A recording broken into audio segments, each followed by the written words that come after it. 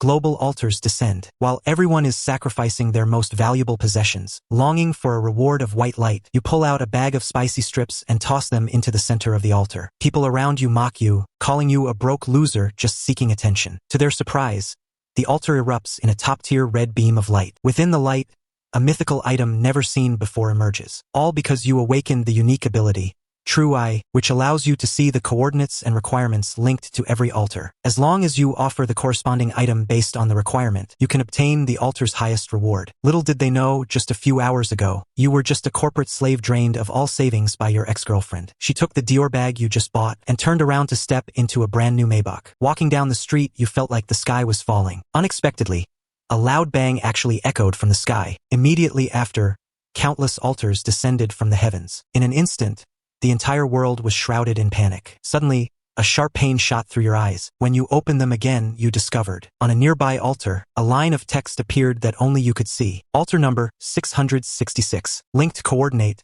Avicii Abyss. A giant beast that once devoured everything is slumbering. Endless eons have left it feeling bored. At this moment, it craves a food that can provide ultimate taste bud stimulation. At this time, the people around also gathered. When a fat man threw the bread in his hand into the altar, after a moment, the altar actually emitted a soft white light. Then, a glowing fruit appeared. The fat man breathed heavily, and without hesitation, stuffed the fruit into his mouth. The fat on his body actually vanished rapidly, and in the blink of an eye, he became a ripped, muscular man. This scene made the crowd unable to stay still. They began throwing their most valuable possessions into the altar. In an instant, whether it was Patek Philippe, gold, or diamonds, the frenzied crowd threw everything in regardless. Watching this, your mind went blank, because only you knew. The creature behind the altar only wanted ultimate taste bud stimulation, and you happened to have it. Once, a friend brought back a bag of Grim Reaper spicy strips from abroad. You only took one lick, and your backside was on fire for 3 days. Since a piece of bread could yield an enhancement fruit, if you catered to its specific taste, what would you receive? Thinking of this, you sprinted home. You rummaged through everything to find that bag of Grim Reaper spicy strips. After calming down, you didn't rush out, but opened your computer to check the news. As expected, the global internet was exploding. Every website was flooded with the word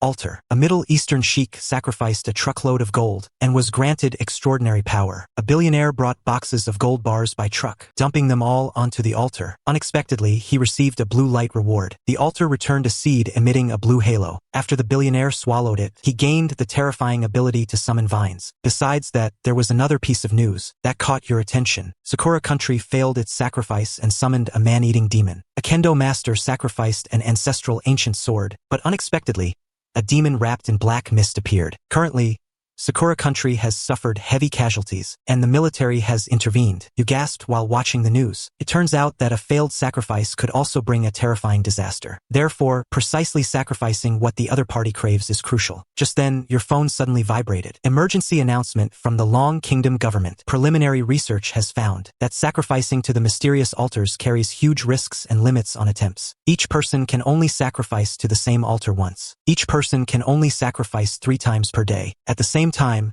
the descent of the altars triggered unknown energy pulses. All surveillance equipment worldwide has been damaged. Seeing this, your heart tightened. Isn't this the perfect opportunity? Checking the time on your phone, 10 p.m. After packing the Grim Reaper spicy strips, you sneaked back to the square without hesitation. The place was deserted, with only the fragmented offerings left from the day. You took the bag of Grim Reaper spicy strips from your pocket, and then carefully placed it on the altar. Suddenly, the altar underwent a drastic change. A red beam of light shot into the sky. In an instant, the entire city was shrouded in a blood-red light. Residents still on the streets several kilometers away were terrified by this apocalyptic sight. At the same time, you discovered a pitch-black giant egg appearing on the altar. You immediately hugged it to your chest and disappeared from the spot without a moment's delay. At this time, in the capital of Long Kingdom, the alarm at the headquarters of the Abnormal Affairs Management Bureau sounded. A man with a resolute face asked, "Has the coordinate been locked?" Reporting, General. Based on the collected information, the approximate area has been locked. The location on the map was exactly the city where you were. Long Kingdom,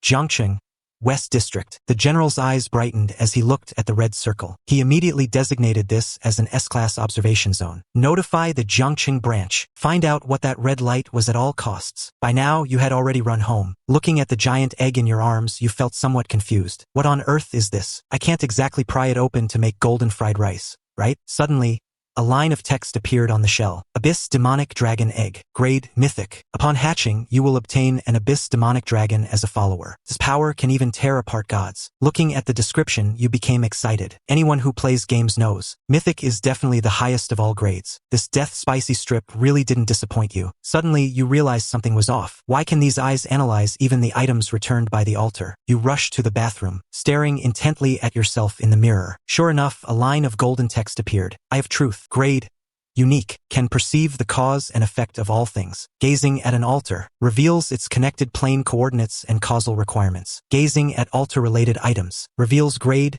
name, and effect. So that's how it is. I didn't expect these eyes to have so many uses. Suddenly, you remembered a post you saw earlier. Countless people received a piece of incomprehensible withered wood after sacrificing, or an ordinary-looking stone. They didn't know what they were for, and could only let them go to waste. But you are different. With just one glance, the information on those things will be laid bare. It wouldn't be impossible to hunt for hidden gems in the future. Then, you placed the dragon egg under the covers. Glanced at the clock on the wall. 10:30 p.m. Only an hour and a half left until the day ends. You still have 2 opportunities for sacrifice. Thinking of this, you put things you might need into your backpack. Things like medicated oil, a lighter, and a philosophy book. You didn't overlook anything others would consider trash. After stuffing in a fruit knife for self-defense, you noticed the photo frame on the desk. Xia Weiwei's smile in the photo was radiant. Thinking there was no point in keeping it, you stuffed the photo into your pocket, intending to throw it away. After leaving, you headed straight for the abandoned industrial zone in the west of the city. It had been deserted for a long time and the terrain was complex. It was the perfect location for your operation. Unexpectedly, your phone suddenly rang. The caller was none other than your ex-girlfriend, Xia Weiwei. You hung up immediately, blocked her, and deleted her. Meanwhile, inside a 5-star hotel, Xia Weiwei was with Zhang Yang. She thought you were still moping in your shabby rented room. To her surprise, the call was hung up the next second. An inexplicable fire rose from the bottom of her heart. This piece of trash whom she dumped. How dare he hang up the phone? Zhang Yang senset Xia Weiwei's emotional fluctuation. What's wrong, baby? A simple greeting immediately extinguished the fire Xia Weiwei had just ignited. Looking at the man before her, she was very satisfied. He could casually produce bags worth tens of thousands and watches worth hundreds of thousands. These were the best offerings of this era, while deep affection and vows were completely worthless in the face of these opportunities. After all, she sacrificed the Dior bag you gave her. The altar actually emitted a soul-stirring green light, and the next 2 sacrifices were also the rare and coveted green light. This all proved she was the chosen one of the era. Beside her, Zhang Yang also cared for Xia Weiwei. However, deep in his eyes was a sense of calculation. He originally only intended to spend a little money to play around. He didn't expect this woman's luck to be so good. To produce the green light 3 times in a row. Keeping her might be very useful later. On the other side, you had already arrived at the abandoned industrial zone. You had to find 2 suitable altars for sacrifice before midnight. Otherwise, the opportunity would be wasted. After just a few steps, you found one. Altar 95091. Connected coordinate. Scrap Machinery Realm, a mechanical imp that finds joy in collecting trash. It has an almost obsessive passion for bottle caps. You shook your head slightly. A trash-collecting mechanical imp. Even at best, what good things could it give? So, after walking a bit further, another altar appeared before your eyes. Altar no 18472. Connected coordinate. Dried up pond, a carp spirit on the verge of dying from thirst, only wanting one more sip of sweet fresh water. You weren't satisfied with this either, until you walked into a small alley full of trash. After confirming no one was around, you locked your gaze on this altar. Altar no 4444. Connected coordinate. Weeping Theater, the lead of a tragedy in eternal loop on the stage, feeling utterly weary of the long predetermined script, currently longing for an item originating from real betrayal, an item filled with extreme hatred and intense resentment. Your breath suddenly hitched. The number was actually 4 fours, and its requirements were extremely demanding. But hadn't I just been dumped? You took out the photo of Xia Weiwei. Then you slashed it with the fruit knife, fearing that the hatred and resentment wouldn't be fully expressed. You began to close your eyes and recall. Why do you have a fever? I already made plans to go shopping with my bestie. Just drink more water yourself. Where is my game account? I sold it. You men are just driven to ruin by games. I'll keep those few thousand to buy us something good to eat. You should be more sensible now. I don't want to suffer with you. We are destined to belong to different worlds from now on. Please stop pestering me. Thinking of this, you suddenly smiled. You took out the lighter from your pocket. After burning part of the photo black, you placed the offering directly on the altar. Suddenly, a purple pillar of light rose. This movement was more subdued than the red pillar, but the news hadn't mentioned a pillar of this color. You couldn't help but feel expectant. Then, 5 worn-out tickets emerged. You grabbed them in your hand. Series item admission ticket for the 4th act. Quality, epic. Single-use consumable. Upon use, it can forcibly evoke the deepest memories of fear or pain, causing mental collapse and immobilization for 3 seconds. It's actually epic grade. Although not as good as the dragon egg from the start, it's still a 3-second heart control item, enough to decide life or death in battle. Moreover, this thing seems to be part of a series. If the previous acts are all collected, what will happen? You had no time to think further, because there was only half an hour left until midnight. Then, you searched the entire industrial zone. Altar no 7551. Connection coordinate, the Lost Crossroads. Altar no 7591. A lost explorer. Altar no 7591. Longing for the correct direction and guidance. You shook your head and turned to leave. You couldn't provide any solution for this request. After walking forward for a while, an altar caught your attention. Altar no 19888. Connection coordinate, the silent library. Altar no 19888. An elderly librarian. Altar no 19888. Longing to hear a word of sincere praise from others. You originally thought about just picking this one, but thinking about the hard times you've had, you decided you must maximize the profit. After wandering around for a long time, you finally discovered a huge workshop. Inside, an altar stood there eerily. Altar no octubre de 1010. You didn't care much when you saw the number, but then you realized something was wrong. This number was actually binary code. Connection coordinate, logic singularity. Altar no octubre de 1010. A super AI about to develop self-awareness. Altar no octubre de 1010. It is proficient in all kinds of complex deductions. Altar no octubre de 1010. But it still cannot understand a paradox. Altar no octubre de 1010. Why intelligent beings ponder questions that are meaningless for survival. Altar no octubre de 1010. It longs for a sample of this useless wisdom. You immediately decided this was the one, so you took a book out of your backpack, a philosophy book titled Being and Nothingness. This fit the requirement perfectly. After placing the item on the altar, a sharp noise seemed to pierce your eardrums. The smell of burnt electronic components filled the air. You suddenly panicked. Did I just fry the CPU? Suddenly, a golden pillar of light shot into the sky. The entire workshop was enveloped in light. Your heart pounded. Who would have thought that in a few hours, you would collect the red, purple, and gold lights, gathering all 3 colors not even mentioned online? Suddenly, a lethal chill struck from behind. You caught a glimpse of a dark shadow in the bright light. It charged toward you at superhuman speed, just as the blade was about to plunge into your back. In the next second, the attacker's body suddenly froze in place. Then, a cry of pain rang out. His short sword fell to the ground, and he was clutching his head in agony, because before you could even react, you had used the admission ticket for the 4th act, trapping the opponent in painful memories for 3 seconds. You immediately pulled out the fruit knife tucked behind your waist. With a swift strike, you finished them off. Then, leaning against the wall, you began to tremble uncontrollably. After all, it was your first time killing someone. Looking at the body, you turned your head and vomited everything in your stomach. After a moment, you forced yourself to stand up. It seems that while high-level light beams represent opportunity, they are also a death warrant. They attract those who lurk in the shadows. Then, you discovered that above the corpse, 2 dim white spheres of light appeared. Eye of Truth activated. Light leggings. Quality, common. Slightly increases movement speed and jumping power. Unowned state. Then you looked at another item. Low-grade stamina charm. Quality, common. Slightly improves physical endurance. Unowned state. Your mind reels when you see the words unowned. A cruel rule surfaces in your mind. Kill and plunder. As long as you eliminate the other party, you can claim the items they obtained through sacrifice. The fact that this guy had 2 practical items means he likely did the same to others before. But why is the internet full of reports about various lights? Yet not a single piece of information mentions this risk. The more you think about it, the more terrifying it becomes. It's not that no one knows, but that those who know have chosen to remain silent. Some of them are like the corpses on the ground. Some want to be the hunters, and some are simply afraid to speak, like the authorities, because announcing this news would be an indirect admission that the existing social order has collapsed, and the law of the dark forest has taken over. The entire world would plunge into an abyss of total chaos. Thinking of this, you dare not delay. After collecting the white orb of light, you immediately look toward the center of the altar. There is a fist-sized metal cube. Eye of Truth activates. Dimensional warehouse. Quality,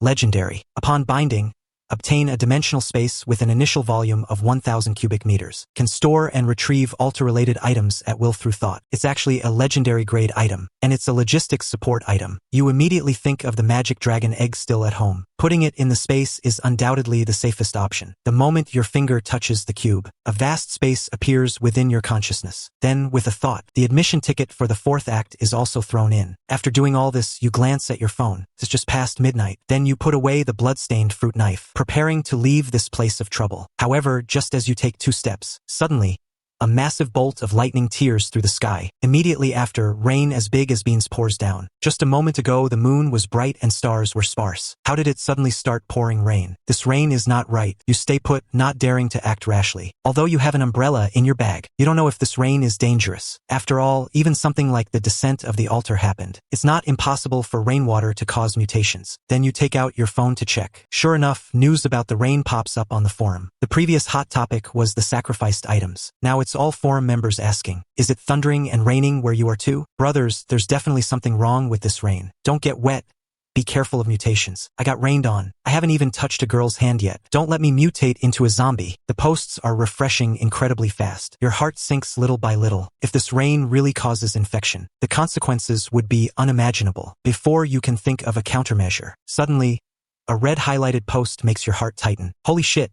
Something big happened. The altar is gone. After collecting the red, gold, and purple rewards never seen in the news, you prepare to go home immediately. Unexpectedly, the sky that was once clear and starry suddenly became a torrential downpour. After opening your phone, you discover news about the rain keeps popping up on the forum, and the posts are refreshing incredibly fast. But the news that worries you most isn't the rain, but a red highlighted post. Something big happened. The altar is gone. You whip around to check. Sure enough, the altar behind you has truly vanished. At the same time, you discover with horror that the corpse from before has also disappeared. But you are certain no one has been here. The only explanation is the rain. Disappearance means the altar will vanish, and it will also wash away the traces of the previous day. Plus, surveillance worldwide has become useless. Isn't this the perfect environment for murder and robbery? Since the rain is not dangerous, you quickly take out your umbrella and head home. Shortly after you leave, the Abnormal Affairs Management Bureau also arrives. They quickly find the workshop where the altar just was. Team leader Qin Feng immediately looks toward the back of the team. A girl in her 20s immediately steps forward. Yesterday, after her sacrifice, she obtained an ability, Energy Retrospection, able to sense residual energy fluctuations in space. The higher the level, the clearer the residual traces. Lin Wan closes her eyes and begins to sense. Suddenly,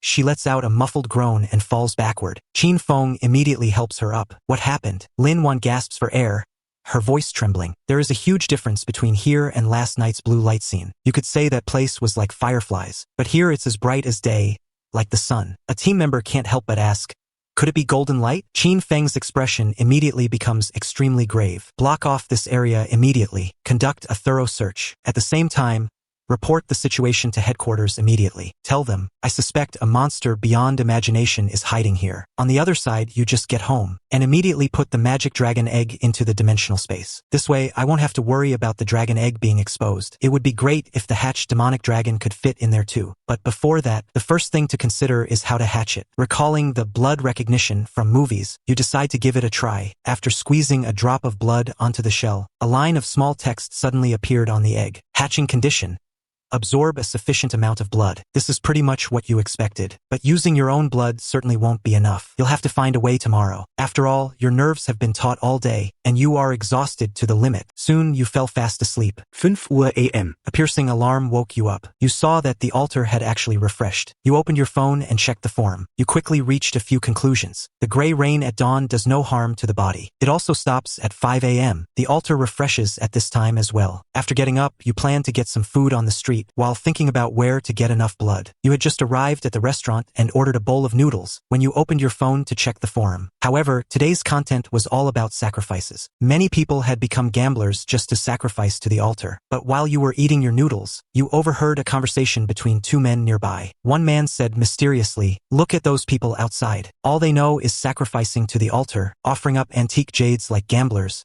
But they've forgotten one important thing." The man next to him became curious. What could be more important than sacrificing to the altar? People always need to eat, so basic necessities like food and oil are always in demand. I plan to buy a small food processing plant at a low price. Once those lunatics have squandered all their money and are crying and begging for food, I will be the food tycoon of Jiangqing. Hearing this, a bolt of inspiration struck you. Isn't there meat in food processing? And where does that meat come from? Without a doubt, from a slaughterhouse. If you could buy a slaughterhouse at a low price, the current problem would be easily solved. Then you quickly returned home. You opened your computer to check for information. Due to the impact of the altar, many factories were up for sale. You soon locked onto a specific piece of information. Small slaughterhouse in the western suburbs. Urgent sale for personal reasons.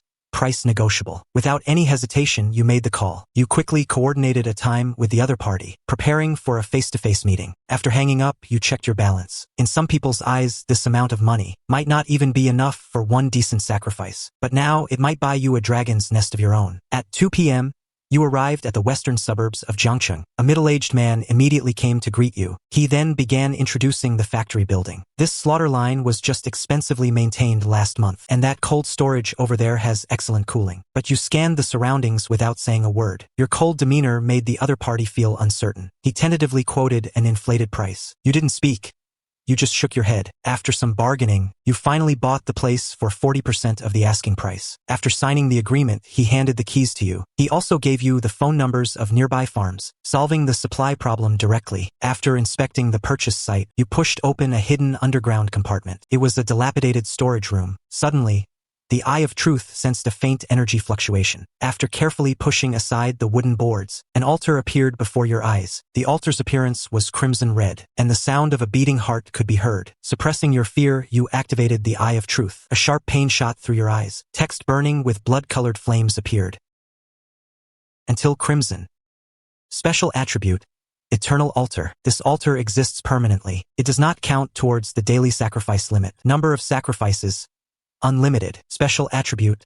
Flesh furnace. Any item returned by an altar can be sacrificed and converted into source blood. After absorption, it permanently increases overall vitality and blood essence. You were shocked. This was the altar with the lowest number you had ever seen, and it was a permanent altar. Even more outrageous was the unlimited number of sacrifices. Moreover, this location was practically your own private sanctuary. With this altar as a transfer station, all those useless items later could be turned into source blood, improving your own vitality. At this moment, you couldn't resist the urge to try it. After all, you happened to have items returned by the altar. After throwing in the low-quality physical fitness charm obtained last night, an ancient-looking glass bottle appeared out of thin air in the center of the altar. It contained half a bottle of blackened liquid. As the Eye of Truth activated, a line of text appeared. Name, source blood, quality common. After absorption, slightly increases overall vitality and blood essence. Permanently solidified, it was exactly as you had imagined. Then, without hesitation, you drank it. You thought it would taste disgusting and fishy, but it turned out to be very crisp and sweet. Just as you wondered why there was no reaction in your body, a wave of heat exploded within my body. I felt every cell greedily absorbing the heat. Steam began to rise from my body. This felt completely different from those items, because this power emanated directly from my flesh and blood. Then, I walked up to the half-frozen beef. With just a simple punch, I actually sent hundreds of pounds of beef flying into the corner. This was more terrifying than I imagined. Keep in mind, I had only absorbed one bottle of ordinary source blood. Physical transcendence seems to be more than just a dream. I suppressed the excitement in my heart, planning to get a batch of chickens tomorrow, to hatch the dragon eggs. And now, I need to collect those unwanted rewards. Countless people spent fortunes sacrificing to the altars, only to receive items that were mere trash. And those are exactly my targets. Gambling has risks, but scavenging does not. In the afternoon, I contacted the farm owner, but I ran into a new problem. Buying a batch of chickens requires money, and buying the slaughterhouse had already drained my savings. Although it is a new era, it is still the lever that moves everything. So I immediately decided to go scavenging first, to see if I could find any treasures. After obtaining the unique Crimson Throne altar, I prepared to find an altar to use up today's sacrifice limit. Unexpectedly,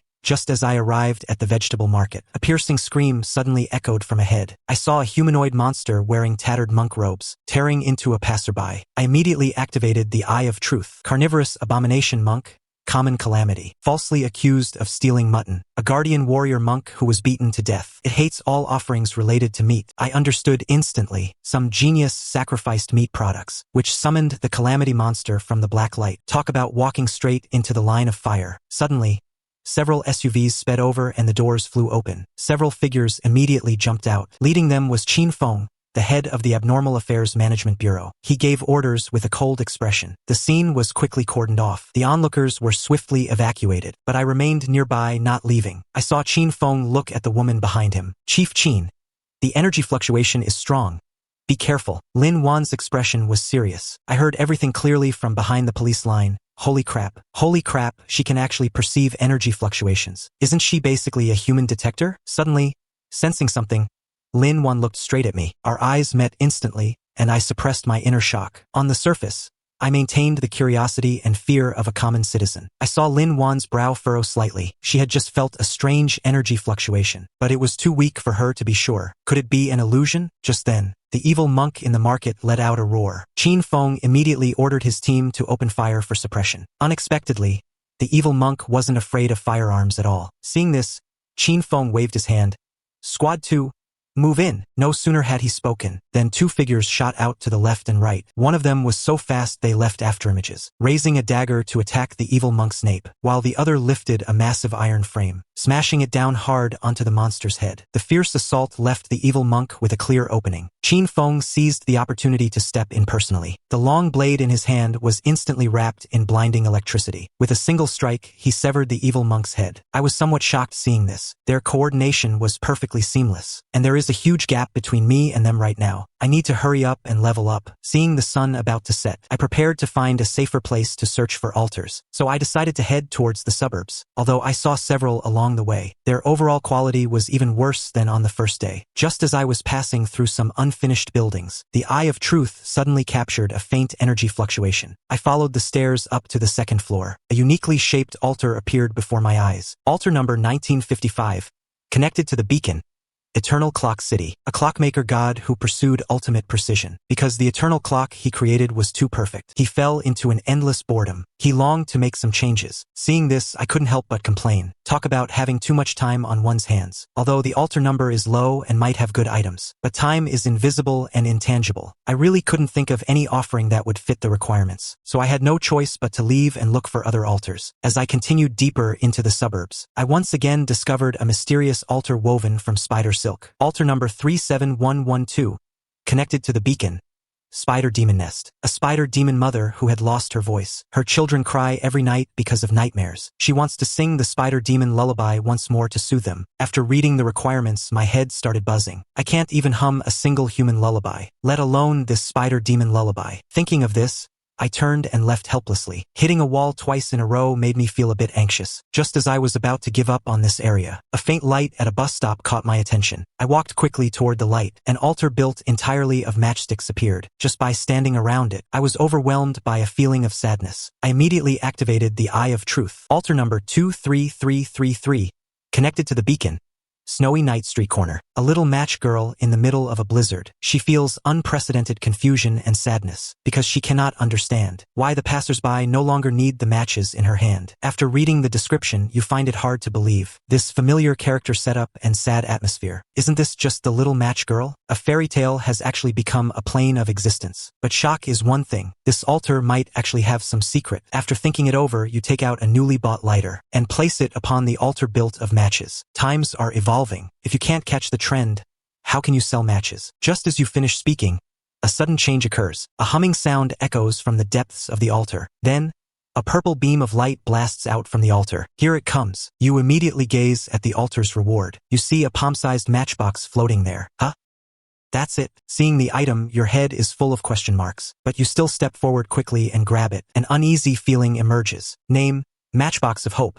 Quality, Epic. Every day at 5 a.m., 5 matches of hope are automatically generated. After reading the description, you fall silent. How can an epic item be just 5 crappy matches? With a give it a try mentality, you take all the matches out and hold them in your hand. Name, Match of Hope. Quality, ordinary. Extremely warm and bright when lit. Very difficult to extinguish with wind or water. Can also deal additional burn damage to calamity targets. Being able to damage calamity is actually interesting. Maybe it'll be useful if I encounter black light monsters, but just 5 is still a bit useless. Just as you prepare to put the matchbox into the dimensional warehouse, a bolt of inspiration strikes your mind. The quality of the matches is ordinary. If I sacrifice them all to the Crimson Throne, wouldn't that mean getting 5 bottles of source blood for free every day? At this thought, you can no longer suppress the fervor in your heart. Verify. I must verify this immediately. You sprint frantically toward the slaughterhouse. 20 minutes later, you arrive back at the slaughterhouse. Then, you impatiently approach the Crimson Throne. You take out 1 match and place it in the center of the altar. You hold your breath and watch the altar. The next second, a familiar scene unfolds. A small dark red bottle condenses out of thin air. It is indeed source blood. It worked. You are overjoyed. The matchbox of hope plus the crimson throne. This combination is practically a bug. Zero risk, yet it brings continuous, terrifying gains. After sacrificing all the remaining matches, you finally have 5 bottles of source blood on you. After drinking them all, you feel your blood boiling and your whole body heating up. A few minutes later, you finally adapt to the new power. Then you glance at your phone. There are 2 hours left until the end of the day. The remaining 2 sacrifice opportunities cannot be wasted. The eternal clock altar appears in your mind again. A low index number and time attribute. Its reward definitely won't be weak. But what on earth should be used as the offering? Thinking of this, you look around. Your gaze stops at an old desk calendar. This was brought home from the company by your father before he passed. You've never had the heart to throw it away. There are various marks on the calendar. The most prominent is the page for June 7th. Circled in black. That was the day your parents had their car accident, and the time you visit their graves every year. Flipping further, September 15th is the day you and Xia Weiwei got together. December 24th is Xia Weiwei's birthday. There are many other marks on it. Payday, credit card payments, classmates' weddings, and paying rent. These marks are a mix of good and bad, mapping out a timeline that belongs to you. Now, the thought about the clock altar becomes clearer. The time it creates is perfect without any deviation. Therefore, there are no surprises or accidents, nor is there any joy or pain. It's as if it's just a dead world. But this desk calendar is different, carries the life trajectory of a person. The time within is complex, chaotic, and full of uncertainty. Therefore, this kind of time is alive. And what that altar needs is not more advanced technology, but another experience of time. Thinking this, you head straight for the clock altar. When you arrive before the altar again, you take out the desk calendar and solemnly place it in the center of the altar. Perfect time has no vitality, but this one, full of regrets, recording an imperfect life, is the time that is alive. Do you like this change? As the voice fades, the calendar on the altar vanishes. Time seems to freeze. The surroundings become eerily quiet. Suddenly, a golden light bursts forth. The entire abandoned building is lit up like daytime. Countless fragments of life, like an out-of-control zoetrope, flash and swirl rapidly before your eyes. Simultaneously, an antique-style pocket watch appears in the center of the altar. You quickly activate the Eye of Truth. Fate Pocket Watch. Quality, legendary. Passive ability, extremely keen intuition regarding imminent changes in the surroundings, granting the holder reaction and judgment time far beyond that of ordinary people. Seeing the description, you can't help but frown.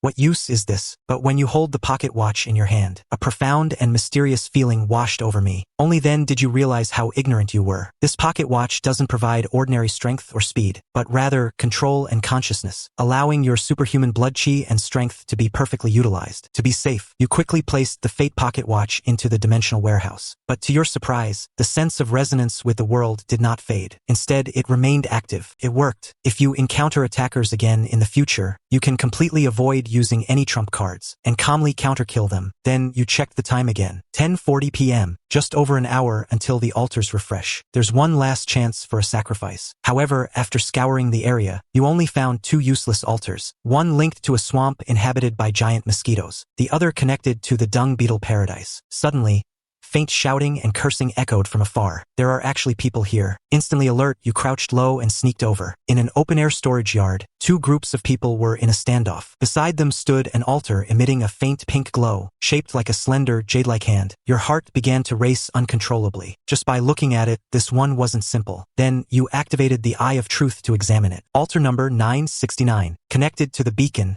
Blissful Demon Palace. A battle-hardened, succubus queen who was utterly numb to ordinary pleasure. She craves a physiological thrill that can shake the soul. Seeing this, you gasp. The altar number is quite high up, but the description seems a bit inappropriate. But as you subconsciously felt your backpack, you suddenly remembered an item inside. This is a perfect match. Just then, the situation on the field changed. On one side was a bald man wearing a thick gold chain, followed by a dozen thugs, while on the other side, there were only 4 people. The leader was a tall woman with a hot figure. The bald thug stepped forward with a sinister grin. "Don't force my hand. How dare you try to steal from my brothers? Hand it over now, and throw in some treasures, and maybe we'll let you live." However, the girl opposite him remained motionless, only coldly spitting out a single word: "Get lost." The bald man flew into a rage. "Boys, get them!" Just as the dozen thugs rushed forward with screams, the girl's group of 4 instantly formed a defensive formation. Simultaneously, the girl charged the thugs with a dagger. The others were also quite capable. One powerhouse of a man, swung a steel pipe with ferocious force. The other two focused their attacks on the lower body. Seeing the thugs being beaten back, the bald man roared in anger. He kicked the powerhouse with all his might. The man was sent flying 2 or 3 meters, coughing up blood. His intervention instantly broke the balance. The situation took a sharp turn for the worse. The woman's companions were cut down one by one. Soon, the bald man cornered the girl in a container corner. She didn't surrender. Instead, a ruthless glint flashed in her eyes. Die, all of you. The bald man sensed something wrong and tried to retreat, but the girl crushed the flesh ball. Black mist instantly swept across the entire area. From within emerged a monster over 3 meters tall. Holy sh*T.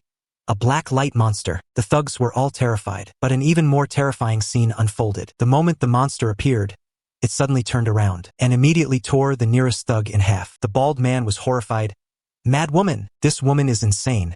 She's even killing her own people. The thugs scattered and fled in all directions, but the monster had already locked onto them. A one-sided massacre began. You watched from the side, your heart pounding with fear. This girl is indeed ruthless. To escape, she's actually dragging everyone to hell. She's practically a walking time bomb. In a matter of moments, only the bald man was left, struggling to escape. But with a single leap, the monster pinned the bald man beneath it. A few minutes later, the clearing became a living hell. The thugs and the girl's companions were all corpses. But after its feast, the monster did not disappear. Instead, it continued to prowl the area for targets. Meanwhile, the woman who summoned it had long hidden behind a pillar, not daring to breathe a word. You frowned and checked the time. 11:50 p.m. I can't wait any longer. Otherwise, today's final opportunity will be wasted here. You took a deep breath to steady yourself. Then, mobilizing all your blood chi, you rushed toward that crazed woman.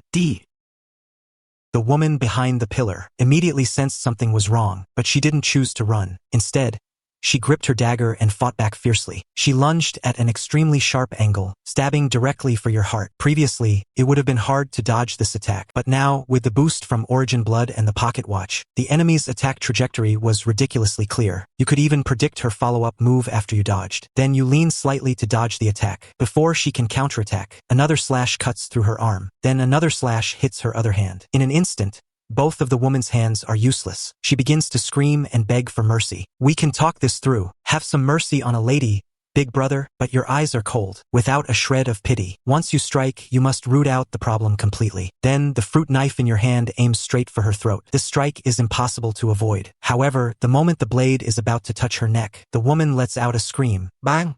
She explodes into a cloud of blood mist out of thin air. Your blade cuts through nothing. After the blood mist dissipates, the woman has vanished without a trace. You are shocked. She actually didn't die. Instead, she escaped right in front of me. What the hell kind of eerie ability is this? You thought you could definitely take her down tonight. You didn't expect this world to be so terrifyingly deep. This kind of survival method is unheard of. But she probably won't dare come back for a while. Just then, a roar mixed with the sound of wind pulls you back to reality. The black light monster has already spotted you. Just as its claws are about to grab you, you step back slightly, dodging the attack. Using the monster's recovery time after the missed attack, you use the fruit knife to carve a gash in its leg. The monster cries out in pain and quickly counterattacks, but its attacks look like slow motion to you. The prediction from the Fate Pocket Watch is too powerful. In just a few rounds, you use your agility and speed to leave it covered in wounds, but you still can't find its fatal weakness. Then, while keeping it at bay, you activate the Eye of Truth. You see a red light flashing on the back of the monster's head. Right there, you find your chance, stumbling slightly, making the monster think it has an opening. Just as it lunges to bite, you leap high into the air thanks to the light leggings. Using all your strength, you plunge the knife into the back of its head. Its massive body crashes to the ground. You let out a long sigh of relief, finally dealt with. Then, without wasting a second, you take the dragon egg out of the dimensional space. Time to eat,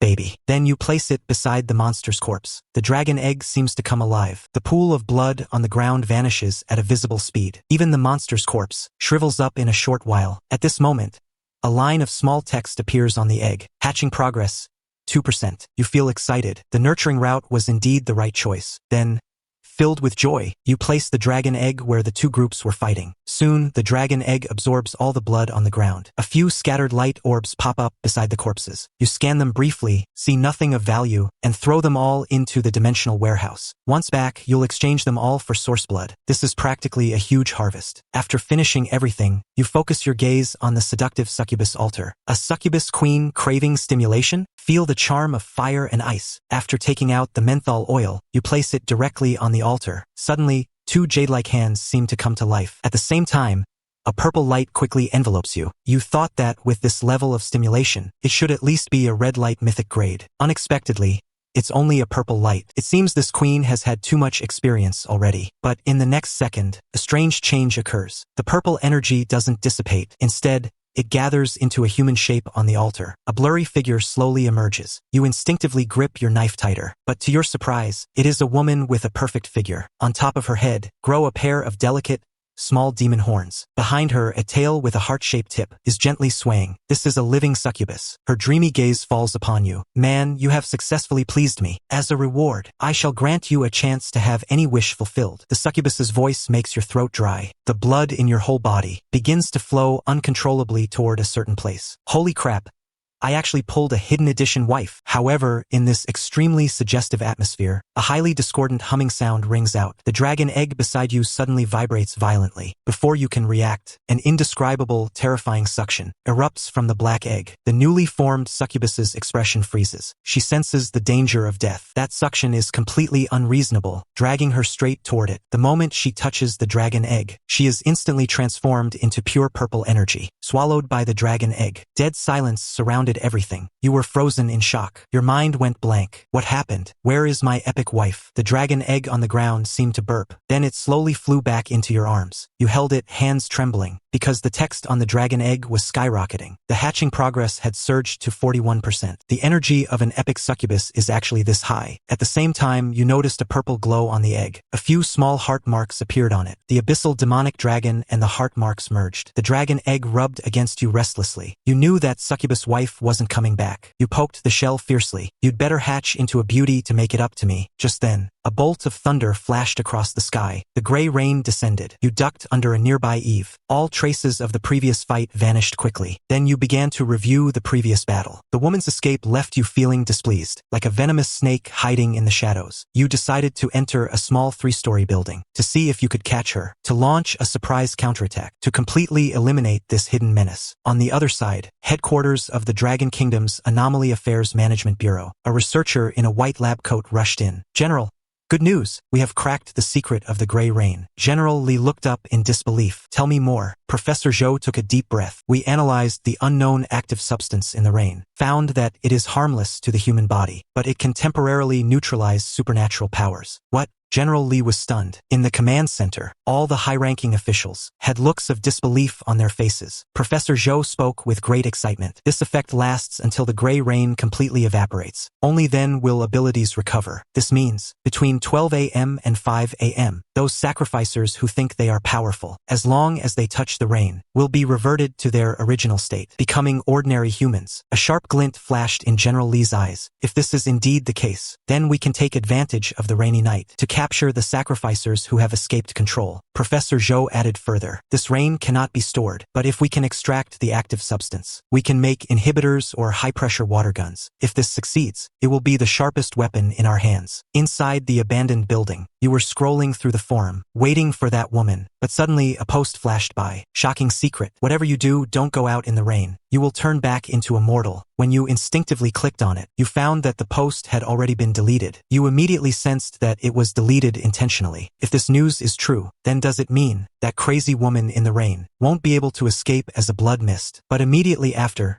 a sense of unease emerged. Will I also be affected by this? If I become immortal, how the hell am I supposed to hunt? Suddenly, you remembered the source blood from the Crimson Throne. The description said it was permanently solidified. This means it's not a temporary buff, nor is it equipment, but my own inherent power. Even if the rain can strip someone of their armor, can't dissolve muscles, right? Also, the spatial warehouse is an independent space. It shouldn't be contaminated, and the Fate Pocket Watch is also in the warehouse, so my perception miracle won't be affected. Under the gray rain, while everyone else is weakened into scrawny dogs, your level of weakening is negligible. Doesn't that make me the only god in the rainy night? At this thought, your heart almost leaped out of your chest. Verification, I must verify it immediately. Now you stand in the gray rain that everyone fears. The smile on your lips is harder to suppress than an AK. This rain can clearly format all superpowers, but it cannot affect the source blood's enhancement of your body. While other superhumans are weakened into scrawny dogs, you are the only god in this rainy night, and the woman who witnessed your terrifying power had just used blood escape to return to her villa. Several men in black Black saw her in this state and immediately panicked. The butler also hurried over. Miss, how did you get injured like this? Where are Ada and the others? Yen Ruoshua's eyes were filled with fear. They are all gone. Even I was almost killed by that strange man. He is terrifyingly strong. Then she actually told the butler to find a painter, desperate to have your likeness drawn. Meanwhile, you just returned to the slaughterhouse and threw the collected white-grade items into the Crimson Throne. These items lose their effect in the Grey Rain, all turning into source blood to strengthen yourself. After drinking all 4 bottles of source blood, you went inside and fell fast asleep. 5 Uhr morgens. You woke up on time. You had already coordinated with the farm owner last night, and the first batch of chickens arrived this morning. You became a heartless machine and started processing them. Once all 500 chickens were consumed, the dragon eggs hatching progress reached 42.3%. So 500 chickens only increased it by 1.3%. Isn't this just a total money pit? So you decided to change your strategy. The descent of the altars hit the physical industries hard, and the farm owner was anxious because poultry was hard to monetize. So,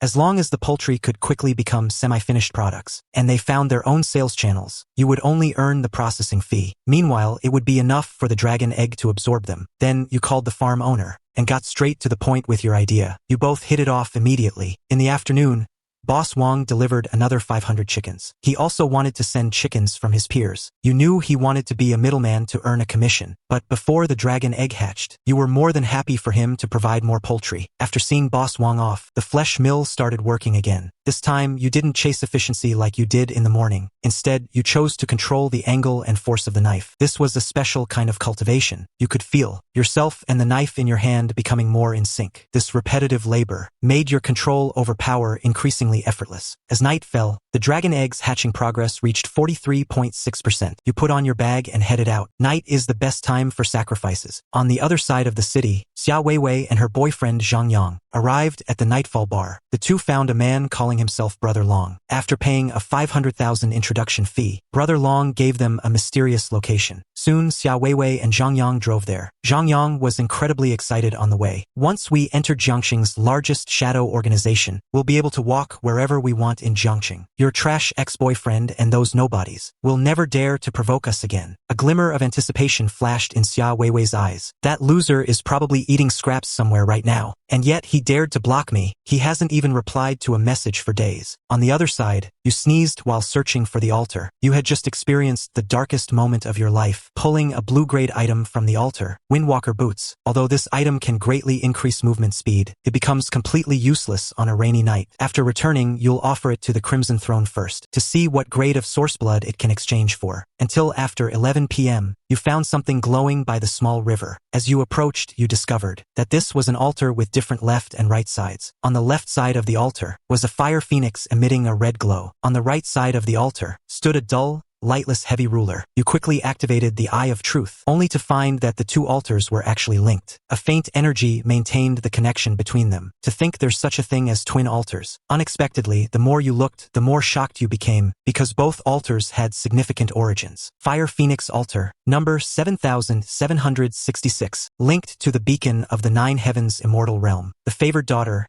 Nalan Ranran, was currently deeply distressed. 3 years ago, her fiancé Xiao Huahua's cultivation regressed, leading the clan elders to force her to break the engagement. She stood at a crossroads, not knowing which way to turn, and the altar on the right was equally unbelievable. Altar number 6677, linked to the beacon of the Nine Heavens immortal realm. The genius youth Xiao Huahua, whose cultivation mysteriously stalled, fell from his pedestal to become a waste despised by all. He longed to break the deadlock, but no one could help him. After seeing the information, your heart pounded wildly. It's actually Nalan Ranran and Xiao Huahua. I know the direction of this story all too well. As the mastermind behind the scenes, what exactly should I do now? If I don't let Nalan Ranran break the engagement, Xiao Huahua might not be able to activate his cheat in desperation, and I won't get any rewards. So I must follow the plot and stir the pot at the critical moment. Even if Nalan Ranran isn't heartless, she was still swayed by her family to consider breaking the engagement. So, let's make this breakup even more intense. Only by pushing Xiao Huahua to the brink can the rewards be maximized. Soon, you took out a pen and paper to start stirring things up. Nalan Ranran, how can a phoenix associate with sparrows? The path of cultivation is rugged and full of hardships. He can no longer keep up with your pace. If you wish to reach the peak, you must first let go of everything. Then, you place the paper into the phoenix altar. Instantly, The altar emits a gentle suction. The paper vanishes. A screen of light suddenly appears on the altar. Nalan Ranran is seen sobbing uncontrollably, clutching the token of love from Xiao Huahua. From outside, a clan elder's cold urge arrives. Ran. Stop being so stubborn. The clan's decision is final. The Xiao family is no longer worthy of marrying into the Nalan family. Hearing this, she grits her teeth. Just then, a red feather flies in through the window, landing on her hand, transforming into a piece of white paper. After reading the contents, her slender body trembles. She mutters to herself, "How can a phoenix associate with sparrows?" The confusion in her eyes vanishes instantly. The phoenix bloodline within her begins to boil. She casually crushes the jade pendant and heads to the Xiao family with the great elder without looking back. As the screen of light on the altar disappears, you become the mastermind behind the broken engagement. But the altar's reward does not appear. Could it be that I have to wait for both sides to reach a conclusion? Then you turn to look at the heavy ruler altar. Once again, you take up your pen and write a passage. A tiger in the plains does not bend its back, waiting for the wind to rise to laugh at the mountains and rivers. 30 years west of the river. Do not look down on a youth for being poor. After writing, you feel a surge of hot blood rushing to your head. Then you slap the note onto the altar. After a loud bang, this causality screen arrives more violently than before. The atmosphere in the Xiao family hall is oppressive to the extreme. Nalan Ranran's expression is ice cold. Even the elder behind her is full of disdain. The Nalan family has decided to break the engagement with the Xiao family today. A toad dreaming of eating swan meat. Stop dreaming of hindering our clan's Saintess's future. The laughter of the crowd makes Xiao Huahua clench his fists. Boundless humiliation surges in his heart. He looks at the determined Nalan Ranran beside him. "Fine, then I shall divorce you today, and we shall never cross paths again." Afterwards,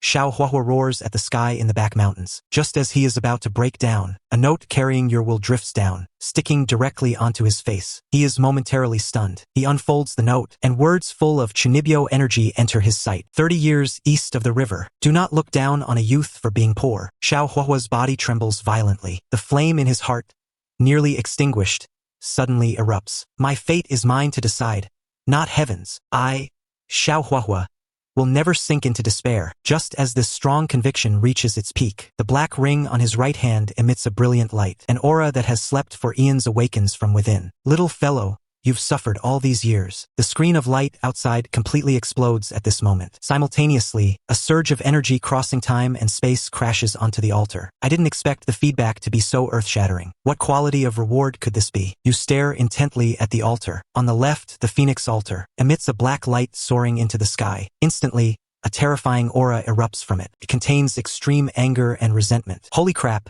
it's actually black light. I'm screwed.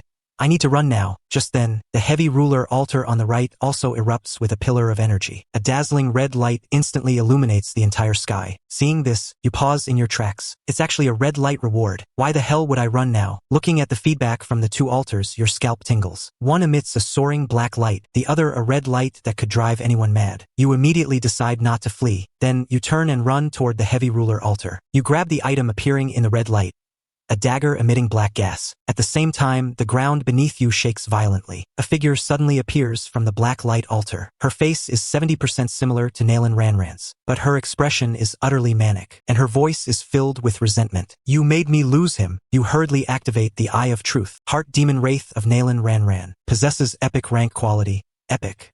Causality distorted grudge entity.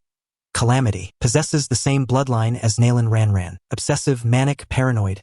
Insane. You immediately try to slip away, but the grudge entity actually chases after you. A powerful force instantly slams into your chest. Even with a body as strong as steel, you are struck so hard you cough up blood. You are terrified to the extreme. Holy shit. How am I supposed to play this? The wraith arrives in an instant, aiming for your throat. The pocket watch of fate is now warning you frantically. You immediately jump back to dodge the attack and stab back at the wraith. Just when you think the dagger cannot penetrate the opponent's defense, it unexpectedly slides in without any resistance. Your eyes instantly light up. It seems this dagger is not simple. The wraith recoils in pain, not daring to approach. Then, it hurls a ball of black flame at you. You roll away, barely dodging it. Then, you prepare to take the initiative. Since the dagger can break its defense, killing it might not be impossible. Then, you activate the Eye of Truth. You see a purple light flickering in the wraith's abdomen. That is its weakness. You surge forward and stab directly into its abdomen. The wraith blocks immediately. At the same time, A hand claws rapidly toward you. You instantly change the direction of the dagger. With a rip, you carve a gash in its abdomen, but your left arm is severely wounded by its claws. The light in the wraith's abdomen dims slightly. Then the two of you clash head-on. After deepening the wound in its abdomen again, you are violently knocked back. As you struggle to get up, you feel as if your spine is about to break. The orb of light in the wraith's abdomen grows dimmer. It clasps its hands, gathering all its resentment. A giant blade forms instantly and slashes toward you. And this is the opportunity you've been waiting for. You immediately throw out an admission ticket for the fourth act. The wraith's giant blade disintegrates instantly. Confusion and regret appear on its face. You burst forth with maximum speed, stabbing the wraith's abdomen again and again. Finally, its body crashes down. The battle is over. Your whole body is covered in wounds. Your left arm and ribs are all broken. But even so, you haven't forgotten the dragon egg. After taking it out, you quickly command it to absorb the black blood on the ground. You see its hatching progress steadily rising. It only stops when it reaches 49.6%. Meanwhile, your eye of truth catches something wrong. The remaining resentment in the air hasn't disappeared. Instead, it all converges into the black dagger. Only then do you remember you haven't checked its attributes. As the eye of truth activates, the dagger's information appears before you. Basic soul dagger, growth progress, 97 points. Growth type mythic, can devour souls, resentment, and fear to nourish itself. The holder can greatly resist mental pollution. A flash of joy appears in your eyes. It's actually another mythic item. Can also resist mental attacks. This is exactly what you need most right now. After all, while source blood can boost all your stats, if you're mind controlled into a fool, even the strongest stats can be slowly worn down. And this dagger perfectly fills that void. After resting, you recover some strength. You glance at your phone. 11:45 p.m. Dragging your broken body, you limp toward the slaughterhouse. At the same time, 3 off-road vehicles are rushing here. In the passenger seat, Qin Feng's face is grim. They've been driven nearly crazy these past 2 days. First, the terrifying red light in the city center, then the golden light at the abandoned factory. He didn't expect a soaring red light to appear in the western suburbs. This time, they must seize some clues. However, beside him, Lin Wan's voice trembles. Captain, it's already 11:50 p.m. If we don't reach the scene before midnight, all battle traces and energy residues will be washed away. When the convoy arrives, there is only a mess before them. Clear traces of battle are on the ground. Not far away lies a body, neither human nor ghost. Qin Feng immediately orders his team to collect clues. At the same time, he directs Lin Wan to use energy backtrack. Lin Wan steps forward quickly. Then, she clasps her hands and closes her eyes. As a soft blue light spreads outward, just as the images are about to appear, her body suddenly jolts. She spits out a mouthful of blood and faints backward. Startled, Qin Feng immediately supports her. Meanwhile, sparse raindrops begin to fall. A bolt of lightning streaks across the sky. The time reaches midnight. All clues are washed clean again by the gray rain. The altar and the blood on the ground all vanish. Fortunately, a team member reports back in time. We've collected a few drops of blood. Gritting his teeth, Qin Feng immediately reports to headquarters and orders everyone to work overtime tonight. On the other side, you finally return to the slaughterhouse. Your injuries made the journey take over 2 hours, and the first thing you do upon returning is to sacrifice the Windwalker boots to the Crimson Throne. A brand new bottle appears. Source blood quality,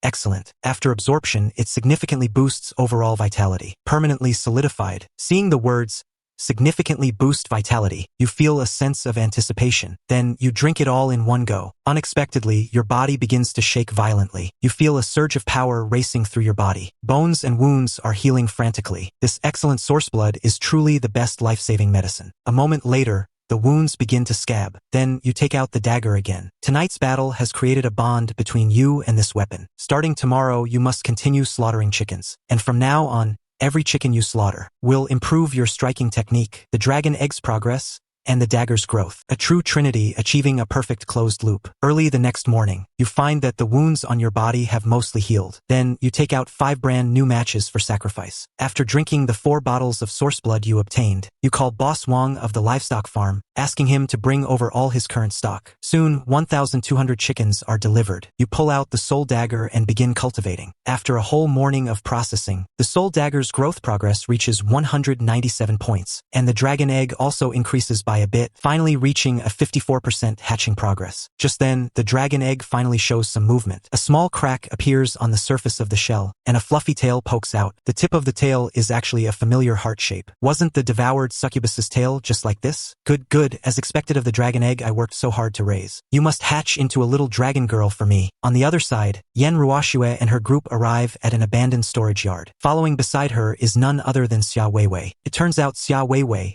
relying on her heaven-defying luck, successfully became a core member of the underground organization, Black Shadow. Suddenly, Xia Weiwei asks with some confusion, in such a remote place, is there really the kind of expert you mentioned? Yen Ruoxue looks back and gives her a cold glance. Don't think you can talk nonsense just because you're lucky. That man is very strong. He could crush a piece of trash like you with a single finger. If an informant hadn't said red light appeared here last night, she wouldn't have dared to risk coming here. Not far away, on the roof of an unfinished building, a figure silently watches Yen Ruoxue and the others. Reporting to the Investigation Bureau, suspicious targets discovered at the West Suburb abandoned storage yard. Inside the Jiangzhou Abnormal Affairs Investigation Bureau, after Qin Feng hears the news, a hint of joy appears on his gloomy face. Finally, a lead. After successively obtaining the mythic dragon egg and dagger, you completed the slaughter quota of 1,000 chickens in one morning. The progress of the soul dagger and dragon egg has surged. In a great mood, you prepare to return to the city to find a chance to sacrifice. However,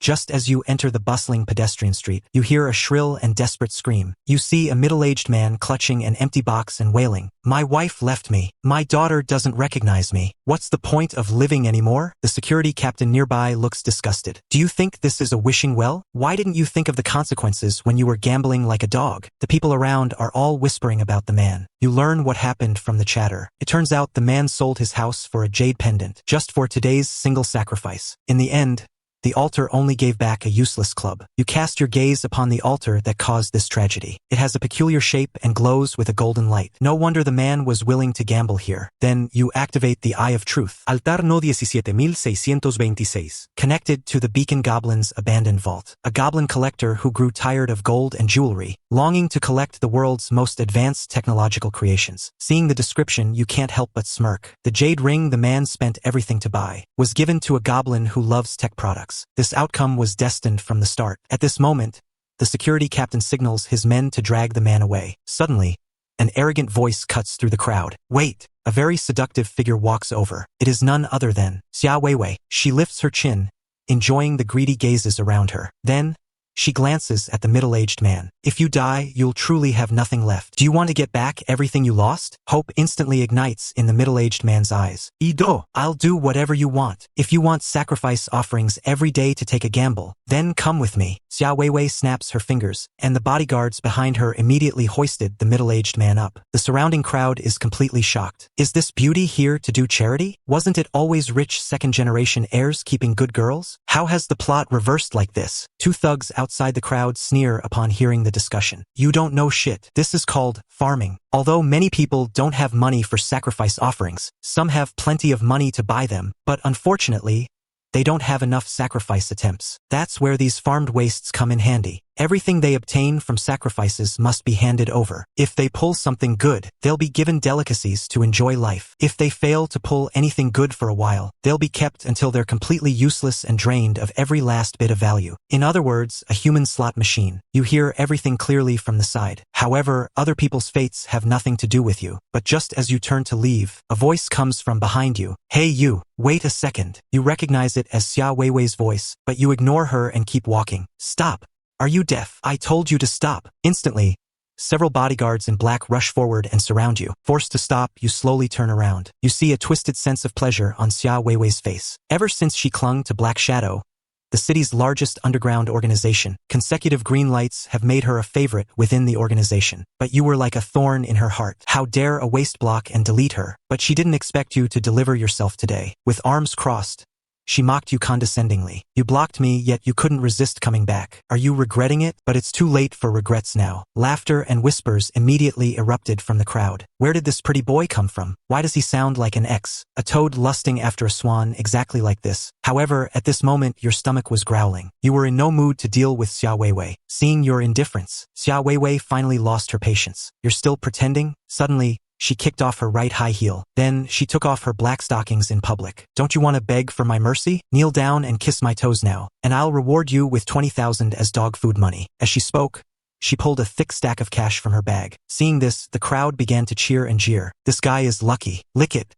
Hurry up and lick it. Why is the goddess rewarding him? Can I take his place? Filthy words and instigating voices intertwined, which snapped you out of your hunger. What is this woman babbling about? She's stopping me from going to the food stalls. Seeing you unmoved, Xia Weiwei finally snapped. Kneel before me. But just as she spoke, a loud slap rang out. The sound was so loud it instantly silenced the noise. Xia Weiwei's pretty face was suddenly snapped back. A palm print appeared on her fair cheek. Then, you delivered another backhand slap. The force was so great it knocked her down on the spot. Xia Weiwei held her face in disbelief. Seeing this, several bodyguards immediately rushed at you, but after a few dull thuds, they were sent flying back with screams. Then, you walked up to the trembling Xia Weiwei. You gave her a disdainful look. You think you're worthy? Then, you simply walked away. Everyone around watched you leave in stunned silence. At that moment, a man in the crowd immediately took out his phone. Report. Target Peacock has had a violent clash with someone on the pedestrian street. Turns out that since Yan Ruoxue and Xia Weiwei appeared at the abandoned warehouse, they had already been recorded by the Abnormal Affairs Management Bureau, and Peacock is Xia Weiwei's codename. The scouts are responsible for monitoring their every move. The man continued his report. The other party seems to be her ex-boyfriend, and his combat skills are impressive. Beating those bodyguards was like child's play. Inside the Abnormal Affairs Management Bureau, after hearing the report, Qin Feng simply said, "Understood, just a minor friction. Record it and continue observing." But Lin Wan, who was studying data nearby, suddenly spoke up. "Wait a moment." She looked at the snapshots sent back by the informant. "Although your figure was blurry, felt like she had seen you somewhere before." Qin Feng immediately stopped what he was doing and looked over. "Are you sure? Where have you seen him?" But no matter how Lin Wan tried to remember, she couldn't. Maybe the pressure has been too much lately. Qin Feng's eyes flickered as he stared at the screen. Arrange for 2 people to investigate Xia Weiwei's ex-boyfriend, to take down several bodyguards instantly. He must have gained some real benefits from the altar. On the other side, you walked toward the familiar food stalls. It was still the same as before, bustling with people and full of life. You found an empty seat and ordered a few favorite side dishes. Then you saw a middle-aged man in his 40s walking your way. Carrying a red bag, he wove between the drinking tables. Soon, he arrived at the table next to yours where some men were playing drinking games. "Excuse me, gentlemen, I have something here.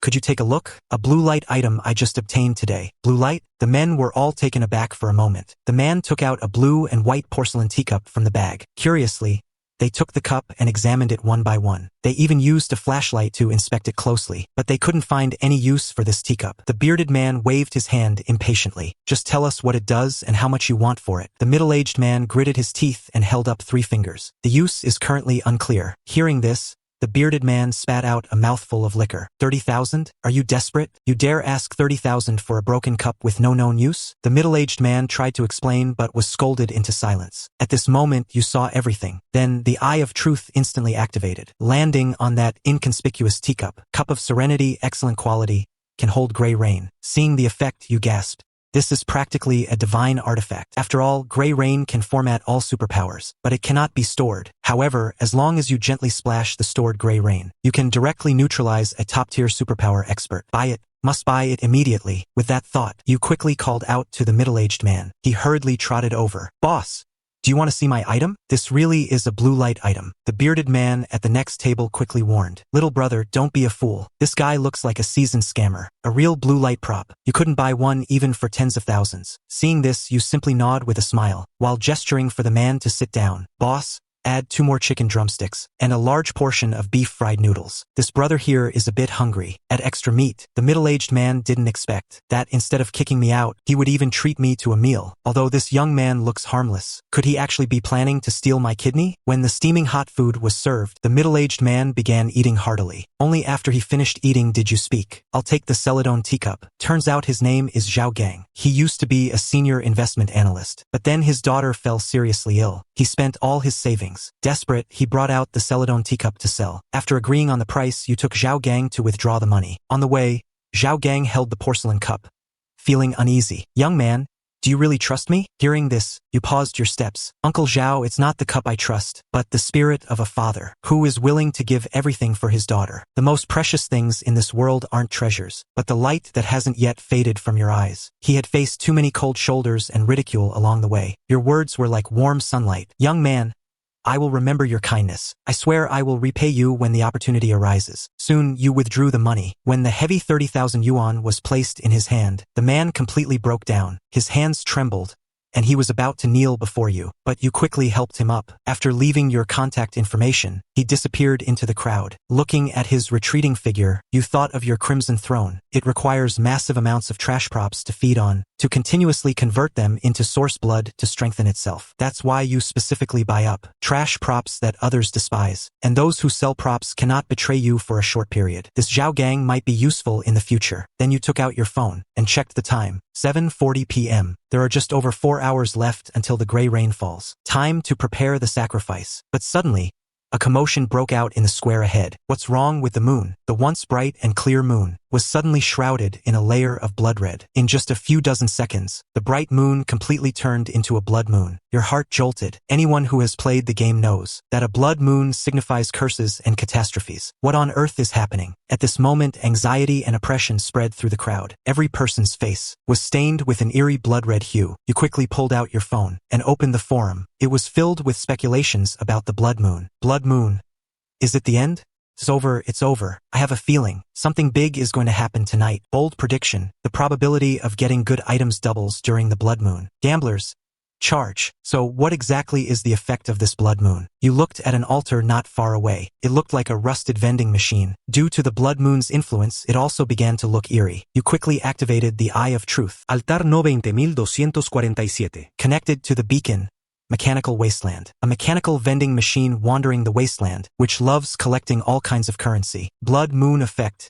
10 sacrifices remaining. At that moment, a gambler took out his last coin and threw it directly into the altar in front of him. The coin vanished instantly, and the sacrifice count at the bottom decreased by 1. But what was even weirder was that the returned item emitted no light. At the same time, it was wrapped in a layer of blood mist. No matter how close the people around were, they couldn't see what was inside. Your heart instantly raced. After the blood moon shrouded the area, the number of altar sacrifices became limited. Additionally, the sacrifice process would not provide light feedback. What kind of item it is, only the sacrificer would know. This was simply a godsend for you. Even if you triggered 3 red lights in the center of the pedestrian street, others would only think you didn't get anything good. I need to hurry and find more altars. Soon, you completed 2 sacrifices, but the results were somewhat disappointing. One of them only yielded a blue-quality longsword. Although it could cut through iron and was indestructible, you are a man who possesses a mythic-grade soul dagger. This longsword could only serve as a snack for the Crimson Throne. The other altar gave you purple-quality shoulder guards. Savage Beast's Rage. Once equipped, it grants an active skill. It can trigger berserk strength for a short time, followed by a long period of weakness. It seems becoming source blood is its only destiny. I wonder what epic source blood tastes like. Finally, you see another altar on the street corner. Eye of Truth activated. Altar number 1050 connected to the Lost Star Sea. An ancient stargazer lost at the end of the Star Sea. The light he spent his whole life chasing has gone out. Longing to see the light of hope once more. Remaining sacrifices.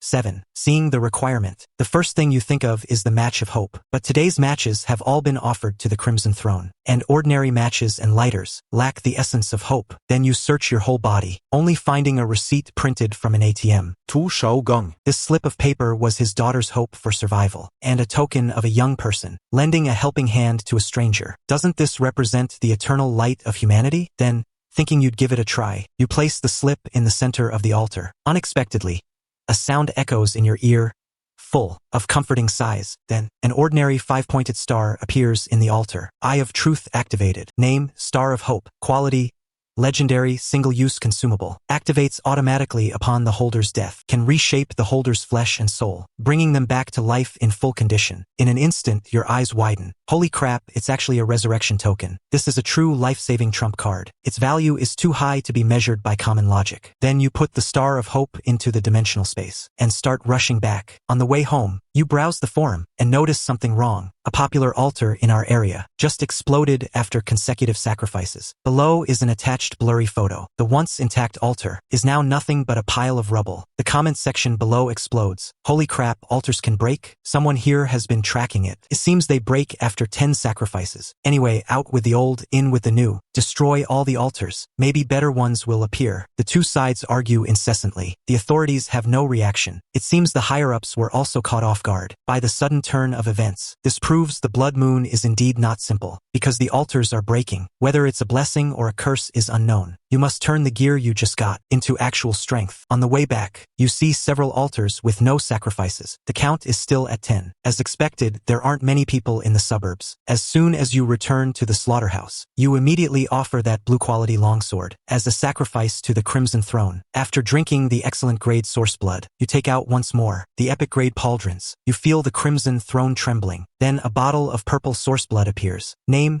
source blood. Quality, epic. Greatly increases overall vitality after absorption. Then you tilt your head and gulp it down. Epic source blood is no different from a nuclear blast. Terrifying energy explodes within your body instantly. Muscles throughout your body swell and restructure frantically. Is this the boost from epic source blood? You feel that a single punch now could smash through the basement wall. At this moment, you check your phone. 11:59 p.m. Then you scroll through live streams to see if anything changes after midnight. In the live stream, a man stands before a food altar made of various dishes. I originally thought this food altar would drop some crawfish or something, but after the blood moon descended, the altar simply didn't disappear. Then he takes out something to sacrifice. Unexpectedly, the altar suddenly begins to shake violently. A giant monster covered in tentacles instantly crawls out from within. Its gaping maw appears directly on screen. Then the live stream goes black. A hair-raising chewing sound echoes from within. The live chat explodes. What on earth happened? A giant tentacle monster actually crawled out of the altar. Poor streamer. Didn't get to eat the crawfish, but got eaten himself. Something's wrong.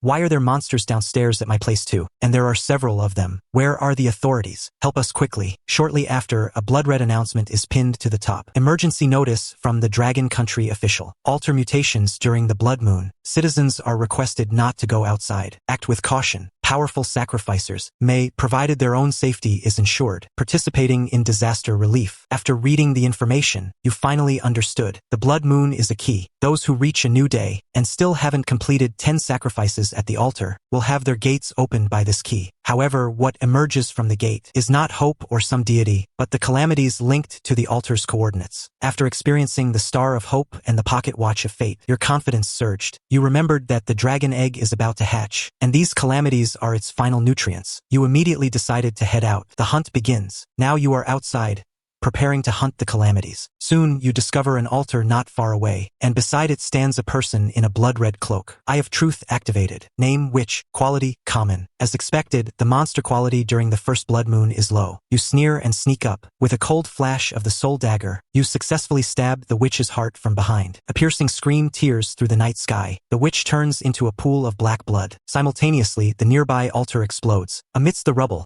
a small glowing object appears. Name, altar fragment, used to maintain the normal operation of the altar. You don't know what it's for, so you throw the fragment into your dimensional space. At the same time, you take out the dragon egg. The dragon egg quickly absorbs all the witch's blood. The hatching progress rises from 54% to 55.8%. The remaining black aura is absorbed by the soul dagger. Its growth progress reaches 214, definitely better than killing chickens. This blood moon is practically a high-level EXP dungeon. I'm grinding all night tonight. After searching for a while, you quickly lock onto a second target. Name, Giant Trash Monster. Quality, common. You end the fight with a single punch and obtain another altar fragment. The more you kill by the altar, the more excited you get. While the blood moon is a disaster for the weak, conversely, these calamities and the exploded altars are rare resources that are hard to come by. Suddenly, you raise an eyebrow. Ahead, a monster covered in bone spikes is excitedly gnawing on an altar. Name, Bone Demon. Quality, elite. Quality, classic.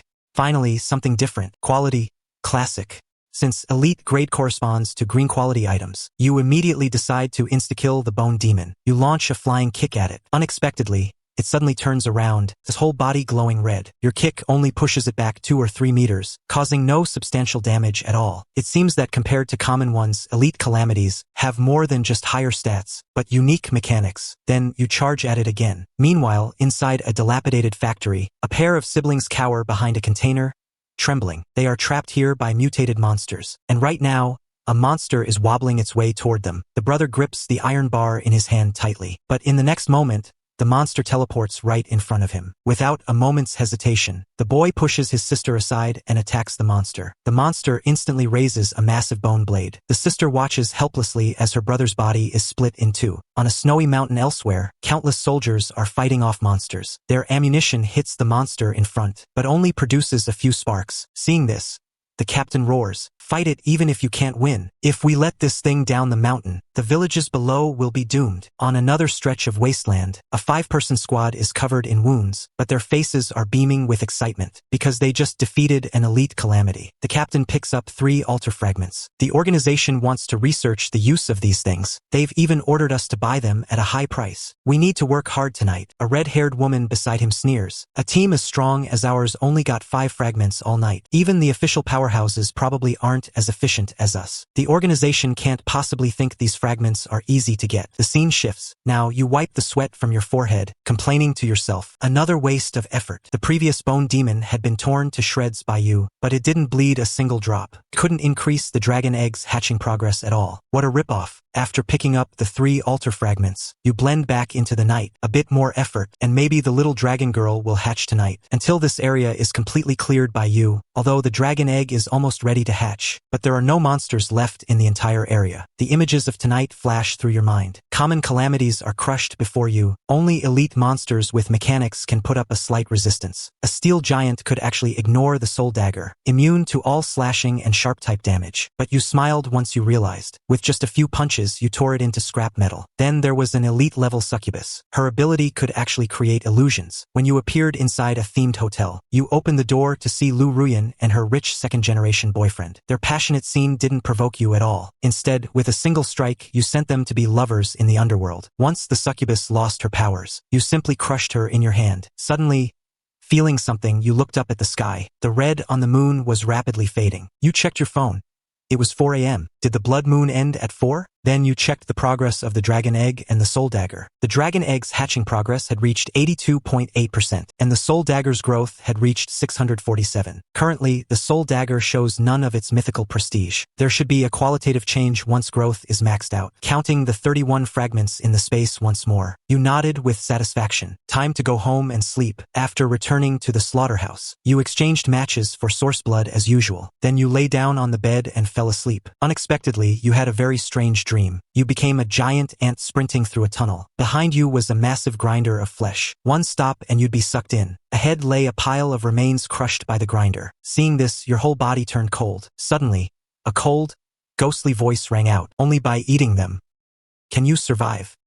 You woke up with a start. This nightmare was absolutely absurd, but the desire to devour in the dream felt incredibly real. Yet you couldn't figure it out. After calming down for a while, you picked up the phone beside you, habitually clicking into the forum. Your expression changed instantly. Blood-red posts flooded the screen. The hype even surpassed last night's blood moon phenomenon. Countless casualties in one night of the blood moon. Help! Help! Old Wong next door is dead. My wife is crying her eyes out. How on earth do I comfort her? I'm traumatized just looking at altars now. Bitten by a snake once. Afraid of a rope for 10 years. Wailing, cursing, and mocking. All sorts of emotions flooded every section. But what truly surprised you was that bright red pinned announcement. Official announcement of the Dragon Nation. 1. To deal with the changing situation, the official forum is now online. All citizens are requested to register on the forum. 2. The government has begun recruiting dragon guards. All citizens willing to contribute and possessing certain strength may apply in the corresponding forum module. A representative will contact you. 3. Effective immediately, the government will buy altar fragments without limit. Unit price, 20,000. This is truly major news. You immediately raised an eyebrow. Dragon guards. Huh? This is interesting. They want to consolidate the scattered civilian power and bring it under their control. But the most discussed topic in the forum was still the altar fragments. Everyone was speculating on what those fragments were actually for. After all, the price offered by the government was quite high. However, most people lacked the strength to obtain them. Thinking of the 31 fragments lying in the dimensional space, they are now worth 620,000. In the past, even if you worked for 10 years, you might not have saved this much. But before clarifying the function of the fragments, you won't sell the fragments in your hand. Suddenly, the phone vibrated. It was a call from Zhao Gang. Boshu, thank you for your help. My daughter's medicine has been renewed. I just wanted to ask you one more thing. Hearing his grateful words, you had a thought. Go ahead, what is it? My wife and I went to sacrifice again today. We got a white quality light bulb and an X. Although we know these things are useless, but we really are out of money. So I wanted to ask if you're still buying. Just a little bit would be fine. The voice on the phone grew quieter, as if he knew this was somewhat greedy. But you detected a potential opportunity opportunity in this. It seems the government and other organizations look down on these trash items. Now, only your Crimson Throne can repurpose this waste. A bold plan gradually took shape in your mind. Then you spoke directly. I'll take them. I'll set a place tonight. We'll talk when we meet. After hanging up, you began to ponder. Simply scavenging for trash is far too slow. But if you become a boss behind the scenes, establishing a massive trash collection network, now is the perfect opportunity. It just depends on whether Uncle Zhao can pass the test. Then you dialed Boss Wang's number. Boss Wang, come over in a bit and take back the chickens processed yesterday. And bring another 800 chickens with you. Boss Wang immediately agreed with great joy. Soon, a truckload of chickens arrived. You became the ruthless sorrow of chickens, chopping through piles of hens with swift strokes. Until 4:30 in the afternoon, you wiped the sweat from your forehead. Job done. By now, the Dragon Egg's progress has reached 85%. The Soul Dagger's growth progress has also hit 720 points. The future looks bright. At 5:30, you arrive at an old residential area. You dial Zhao Gang's number. Soon, you follow him to his home. Although the apartment building is dim and damp, the inside of the house is very clean. A few naive drawings are pasted on the wall, likely the work of Zhao Gang's daughter. Your heart sinks slightly, feeling a wave of emotion. Uncle Zhao, are you the only one home right now? Zhao Gang's eyes grow dim. My wife and daughter are still in the hospital. We usually stay there with them. I came back today just to sell those 2 things for some money. Then he takes out 2 items. You silently activate the Eye of Truth, a glowing light bulb and a rusty iron axe. Both are common quality white items, other than feeding them to the Crimson Throne. These things are completely useless. Zhao Gang looks hopeful.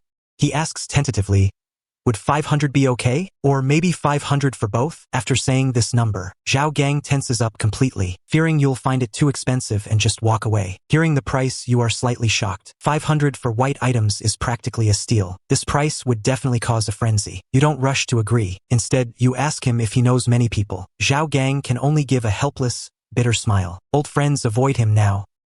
Now, the only people he deals with are fellow patients. You seem to see an opportunity. You pull out an altar fragment and ask if he recognizes it. Zhao Gang's pupils dilate in shock. I've seen this on the forums. As long as you kill monsters during the blood moon, the altar will drop this thing, and the official price is 20,000. Zhao Gang takes a deep breath, trying to calm himself. Boshu, do you want me to help you sell it? You see the admiration in his eyes. You directly propose a partnership. You pat Zhao Gang on the shoulder. I'll give you this altar fragment. You go sell it. I only want 20,000 from it. The rest of the profit is all yours. Zhao Gang looks up sharply, thinking he misheard. But soon his expression shifts, from ecstasy to confusion. You don't have to give me the money directly. I want you to help me collect more items from those fellow patients. I don't care how much you buy them for. I'll give you a purchase price of 500 for every white item. Not 500 for 2, but 500 for every single one. Hearing this, Zhao Gang's pupils shrink as his mind races. His instinct as a financial analyst immediately calculates the profit. This is practically a scrap metal money printer. As long as the purchase price is below 500, he can make a steady profit. But soon he realizes something is wrong. There's no such thing as a free lunch in this world. What exactly is this young man after? Zhao Gang's voice is incredibly hoarse. You must have certain requirements for doing this, right? Dealing with smart people is so much easier. Uncle Zhao, I'm giving you an opportunity. Of course, my requirements are simple. First, no matter what price you sell the fragment or buy the items for, you must not mention me at all. From start to finish, I do not exist. What you need to do is build your own trading circle. Do you understand what I mean? Zhao Gang's heart sinks. This is the highest level of confidentiality agreement. Boss Su intends to hide himself completely behind the scenes. In other words, the secrets Boss Su holds might be great enough to bring about his death. And he, Zhao Gang, is the white glove pushed to the front. Or rather, a firewall. High profits come with high risks. Then you stare into Zhao Gang's eyes. Second, if you receive fake goods, you will bear all the consequences. So, Uncle Zhao, keep your eyes open when choosing your partners. What I want is efficiency, stability, and a steady stream. Of course, you can choose not to do this. I'll buy these 2 items for 1,000, and then our connection ends here. The choice is yours. Only Zhao Gang's heavy, bovine breathing remains in the room. This young man's aura of authority and pressure is too strong. Choosing the former is like walking a tightrope. Choosing the latter is temporary stability. But he really doesn't want to go back to that cycle of begging others for a few hundred in medical fees. Only by dancing on the edge of a bottomless abyss can he give his daughter hope. It is his only way to turn things around. Zhao Gang grits his teeth and nods. I'll do it. Don't worry.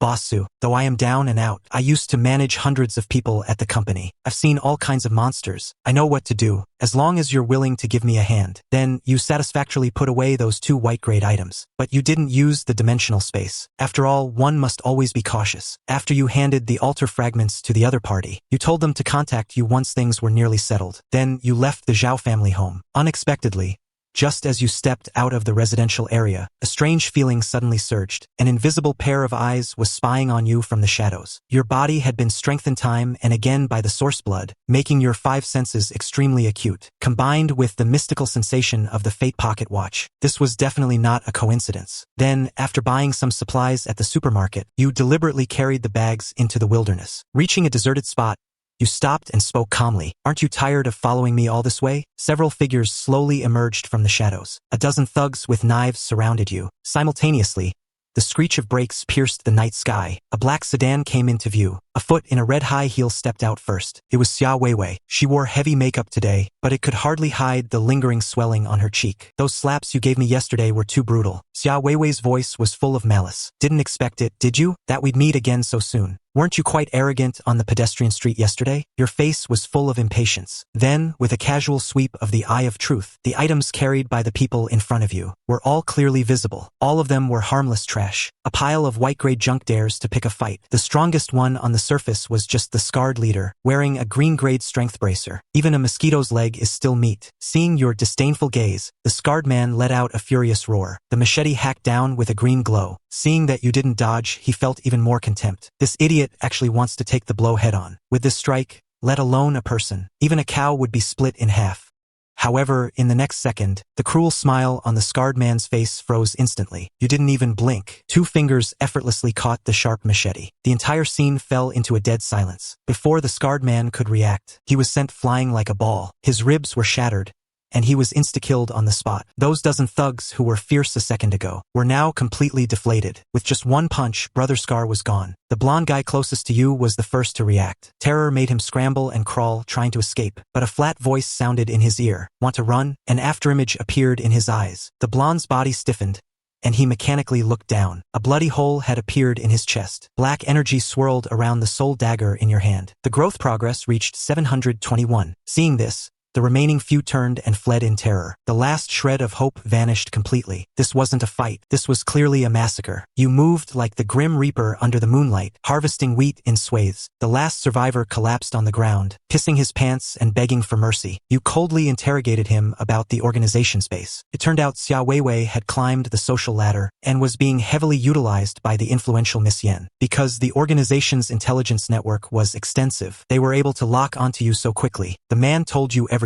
You finished him off with the soul dagger, nipped the weed in the root. Now only one person remained alive. Xia Weiwei. She had been standing there dazed from start to finish, watching the organization members she thought were powerful fall like swathes of harvested wheat. Her brain completely crashed. Everything happening before her was completely beyond her comprehension. This is Tianxing, the one she had kicked away, destined to struggle at the bottom of society for a lifetime, a penniless loser with no hope of success. Now you walk toward her step by step. Xia Weiwei finally snapped out of it and let out a piercing, distorted scream. She used both hands and feet desperately, crawling backward like an ugly maggot. Tianxing.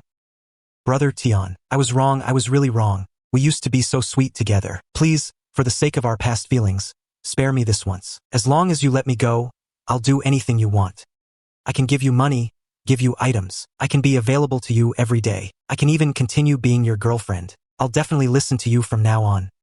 She begged incoherently, making a complete spectacle of herself. You stopped in front of Xia Weiwei, your eyes cold and indifferent. Xia Weiwei, do you remember how you treated me yesterday? Xia Weiwei, do you remember what happened on the pedestrian street? Xia Weiwei, how did you treat me? How did you? Xia Weiwei's body shuddered violently. Of course she remembered. Then you extended your foot, signaling her to come closer. Xia Weiwei's body trembled, although this was humiliating, but compared to staying alive, it's nothing. And just as she was slowly approaching, 2 crisp sounds of bones cracking exploded in the night air. You crushed both her arms. Then, looking into her eyes, you said, "You're willing, but I find you filthy." Then, the soul dagger in your hand stabbed forward violently. Instantly, a bad feeling surged up. A blood mist erupted. Xia Weiwei's body actually vanished. It was that eerie blood escape again. The second time. Once again, Just as you were about to deliver the killing blow, the opponent escaped right before your eyes. An inexplicable rage flared up in your heart. You knew this was Miss Yan's doing. Their blood escape techniques were identical. Then the last survivor flashed through your mind, who revealed several key pieces of information in desperate pleading. A high-ranking figure in the organization who was seriously injured a few days ago. Miss Yan. She values Xia Weiwei highly. So that's how it is. That tall woman from that day was Miss Yan, a high-ranking member of the Black Shadow organization. This eerie, life-saving method was most likely given to Xia Weiwei by her. Black Shadow, this underground force, just beginning to scale and growing silently in the shadows, must be crushed completely before they grow into a behemoth. First, use up today's 3 sacrifice opportunities, then personally pay a visit to that so-called stronghold. Then you began to collect the loot. The moment your finger was about to touch that item, an intense feeling of being watched suddenly hit you. This sensation was completely different from the clumsy spying of previous stalkers. The opponent was calm and extremely stealthy, definitely a top-tier expert. You cursed inwardly as your killing intent instantly boiled over. You suddenly shattered the ground and charged out, your body leaving afterimages in the air, blasting toward the direction of the gaze. In just a few breaths you reached the corner. However, the place was empty. Only a few shallow footprints remained. As expected, someone was here, and they successfully escaped. The opponent's retreat was decisive and their reaction was extremely fast. Such combat proficiency is terrifying. It's basically certain they aren't from the Black Shadow organization. Xia Weiwei wouldn't have access to such a powerhouse. So, it's most likely an official elite. Only the government has the capability and resources to train an elite of this level. Being targeted by a low-life organization like Black Shadow didn't bother you much, but being targeted by the government is a completely different matter. Being targeted by a violence machine is troublesome. No matter how confident or arrogant you aren't so delusional as to think you can oppose the government. It all depends on how they identify you. An uncontrolled who kills innocents and needs to be purged, or an independent powerhouse who can be recruited and utilized. Then you chuckled and continued collecting the loot. 2 kilometers away, the lookout, Black Panther, leaned against a cold wall as cold sweat dripped down. The sweat wasn't from running, it was from fear, that ghost-like speed, that terrifying power that erupted in an instant, and those cold, emotionless eyes. How on earth did he find me? He had never been detected by any target before. Within the Bureau of Abnormal Affairs, Black Panther was the top expert in tracking and counter-tracking. No, I must report this immediately. This is Black Panther. I request immediate evacuation. The target has discovered me. I was almost caught by him. What? Qin Feng and all the staff listened to the report, dumbfounded. A deathly silence fell over the bureau. Black Panther, who was usually calm, steady, and even cold, had actually lost his composure to this extent over a single target. I only managed to take 1 photo. I'll send it back for you to see. Qin Feng and the others immediately saw the photo on the big screen. Only this time, the angle was clear and no longer a profile view. Lin Wan stared intently at the screen, her pupils shrinking. I remember now, that day. I remember it was him. The abnormal energy fluctuation I sensed at the market that day was him. I thought it was an illusion at the time, thinking it was the residual energy of the evil monk. Qin Feng's expression became extremely grave. Had they been observed by him since back then? Suddenly, a faint voice spoke up. Could this be? Everyone turned to look at the speaker. A female team member pointed at the screen with a strange expression. Could this be the person who caused the golden and red light incidents? The command center was filled with the sound of gasps. Several senior analysts shook their heads, their faces full of disbelief. It's impossible. This is too absurd. He looks too young. He doesn't seem to have any background. Qin Feng rubbed his head. He felt an immense headache. Just as everyone was discussing, a stern-looking investigator walked in quickly. Captain Qin, Professor Zhou. His detailed identity information and background check are complete. Qin Feng took a deep breath and took the file. He opened the first page. The first page of the file was Su Ming's standard ID photo. On the ID photo, the young man's eyes were clear, and there was even a sunny smile on the corners of his mouth. His personal history was also ordinary, even simple, with no record of illegal acts or violent tendencies, until Qin Feng flipped to the last page of the file. Family relations. The pupils of countless people in the command center suddenly contracted. Father, Su Weigua. Status, deceased. Mother, Chun Jing. Status, deceased. Date of death, June 7, 2024. Cause? Car accident. The investigator who submitted the report pushed up his glasses, looking solemn. Captain Qin, I carefully checked the files of that car accident. It's too suspicious. Some clues seemed to have been forcibly erased. The surveillance was damaged a day in advance. The driver's cause of death doesn't match at all. A clerk in charge of the case back then insisted on investigating. As a result, a month later, his entire family died in a gas poisoning accident. Qin Feng took a deep drag of his cigarette. Su Ming's father was actually a veteran reconnaissance soldier, because in an undisclosed overseas conflict, he saved the entire squad. He saved the whole squad at the cost of severe injuries and brought back key intelligence. He retired honorably. The investigator continued. His mother, Chun Jing, was a doctor, was one of the country's top cardiothoracic surgeons. She participated in numerous humanitarian rescue missions. She even risked her life to save an important figure from an allied nation. One a steely military soul, the other a compassionate healer. A heroic couple like them. The news of their death should have been taken seriously. As an orphan, Tianxing should have received the highest level of pension and protection. But the reality is that this matter was suppressed. He didn't receive a single cent of pension, as if he had been forgotten by the world. Lin Wan trembled upon hearing this. Why didn't he report it? Why didn't he seek help? The entire command center fell into a dead silence. Only Qin Feng's eyes looked complex amidst the smoke. Little Lin, do you think a college student in his 20s, whose parents suddenly died in an accident, with all the witnesses either dead or injured, would still dare to make a scene? Maybe the kid understood from the very beginning. If he had made a fuss, he would have become part of the accidents the next day. Only by living like a true orphan, keeping a low profile, could he have survived until now. Professor Zhou pushed up his glasses and turned away. This water is simply bottomless. Then, Qin Feng suddenly stood up. Xiaoliang, I'll need you to do some hard work. Discreetly look into that old case. For now, put the operational strategy against Tianxing on hold. We won't make any judgments until the truth is uncovered. He is not the enemy, at least not for now. Then Qin Feng picked up the file folder. The contents of tonight's meeting are strictly confidential. We cannot let Tianxing's parents bleed, and then let their child continue to weep. On the other side, you have already completed 2 sacrifices, but they were all epic-grade items, only suitable for sacrifice to the Crimson Throne. So you continued your search. Finally, you stopped in front of a foul-smelling abandoned building. A crooked sign was hanging above. Pet Market. You instinctively covered your nose, but the eye of truth captured a faint energy fluctuation. Based on previous experiences, you decisively pushed open the rusty iron door. The air here was filled with the smell of decay. Countless iron cages were piled in the corners. Suddenly, you paused. Before you was a very unusual altar. It actually looked a bit like the Crimson Throne. It was over 2 meters in diameter, a giant meat cocoon emitting an ominous aura. Inside, many insect shadows were devouring and biting each other, as if brewing the strongest king, who would eventually break out of the cocoon. This damn thing is actually an altar? You didn't dare to get close. From a distance, you used the eye of truth on the altar. After several seconds, text finally emerged. Altar no 1748. Connected beacon.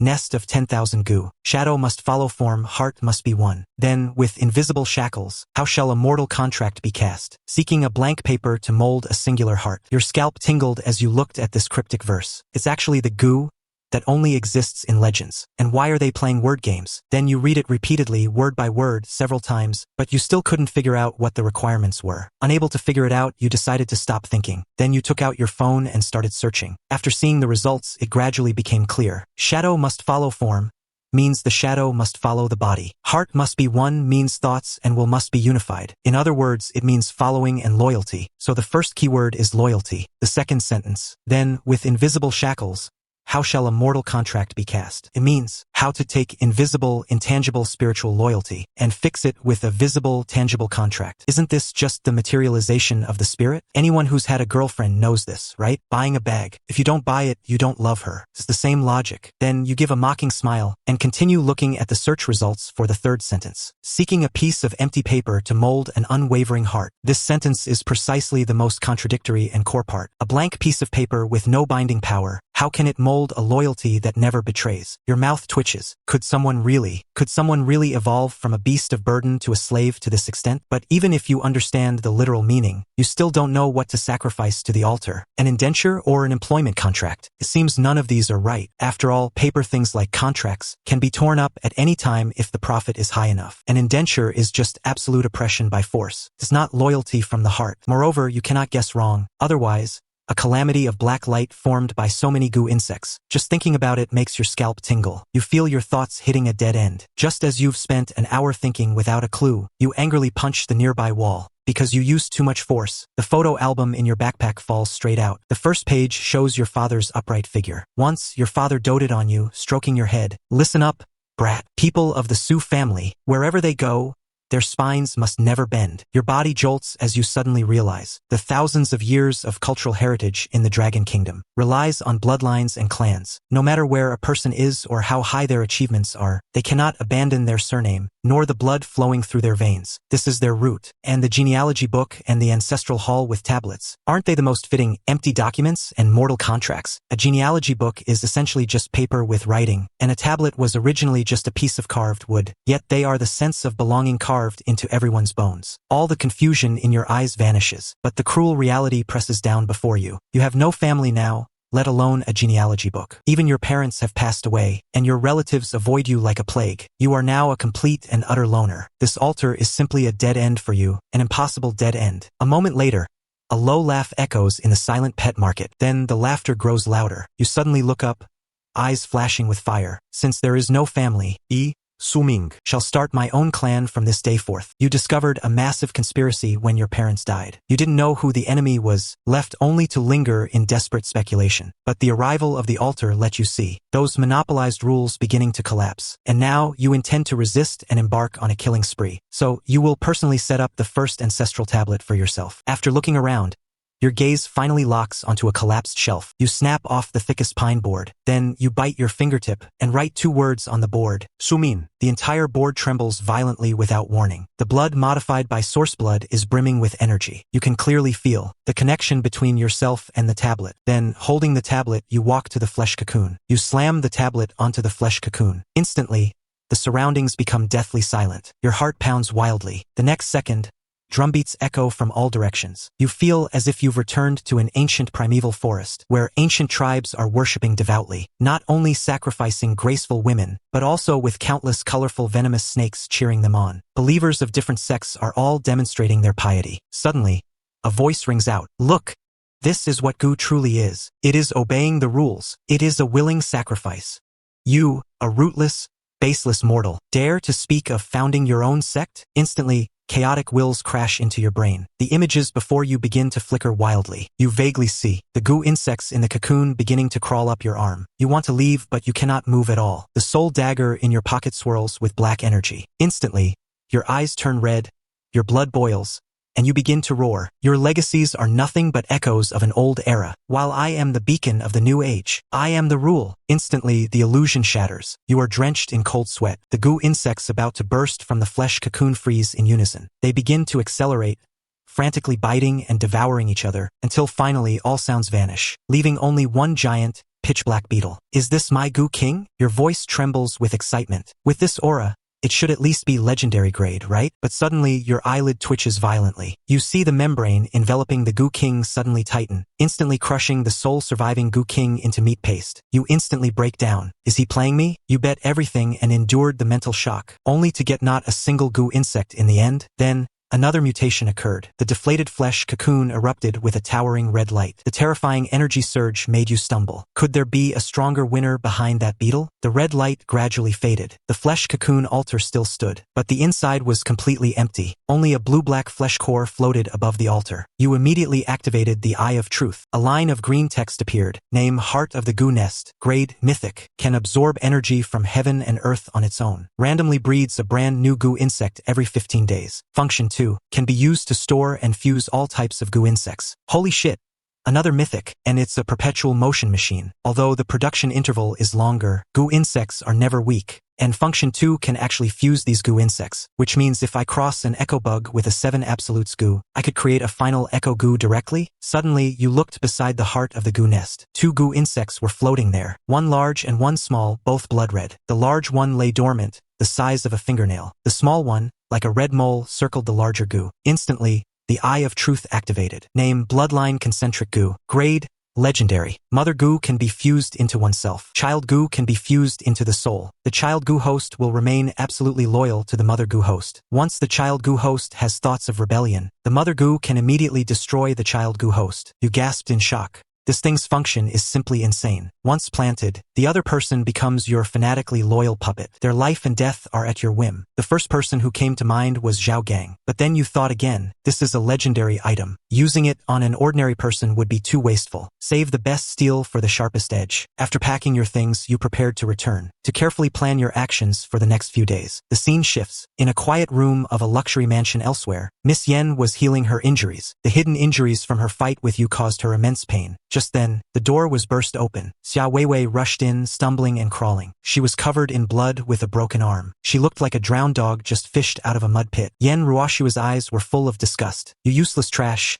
How did you end up like this? Xia Weiwei immediately began to cry pitifully. I was ambushed by that useless ex-boyfriend. He's learned some kind of sinister technique. He killed all the bodyguards protecting me. He completely disregards our Black Shadow organization. He even forced out the location of the branch stronghold. Yen Ruoshue was even more speechless after hearing this. You got wiped out by a useless ex-boyfriend, and you still have the nerve to cry? However, she had no interest in these trivial matters. Since that ex-boyfriend knows the location of the stronghold, just to be safe, Yen Ruoshue called her subordinate Lord Eagle. Raise the stronghold's alert level to maximum. Double the manpower. Make sure that place is guarded like an iron fortress. Remember, it must not interfere with my plan. After hanging up, she grimaced in pain. She thought of that powerful man again. Time passed to the early morning. The gray rain arrived on time. You stood under the eaves holding the cup of tranquility. This cup is indeed useful. No wonder so many people like using cups. In the future, if I encounter someone wanting to mutate, one cup will be enough to confiscate their tools. Returning to the bedroom, you began to take stock of your assets. Mythic items include Abyssal Demon Dragon Egg, Soul Dagger, and Heart of the Goo Nest. Legendary items include the Dimensional Reduction Warehouse, Pocket Watch of Fate,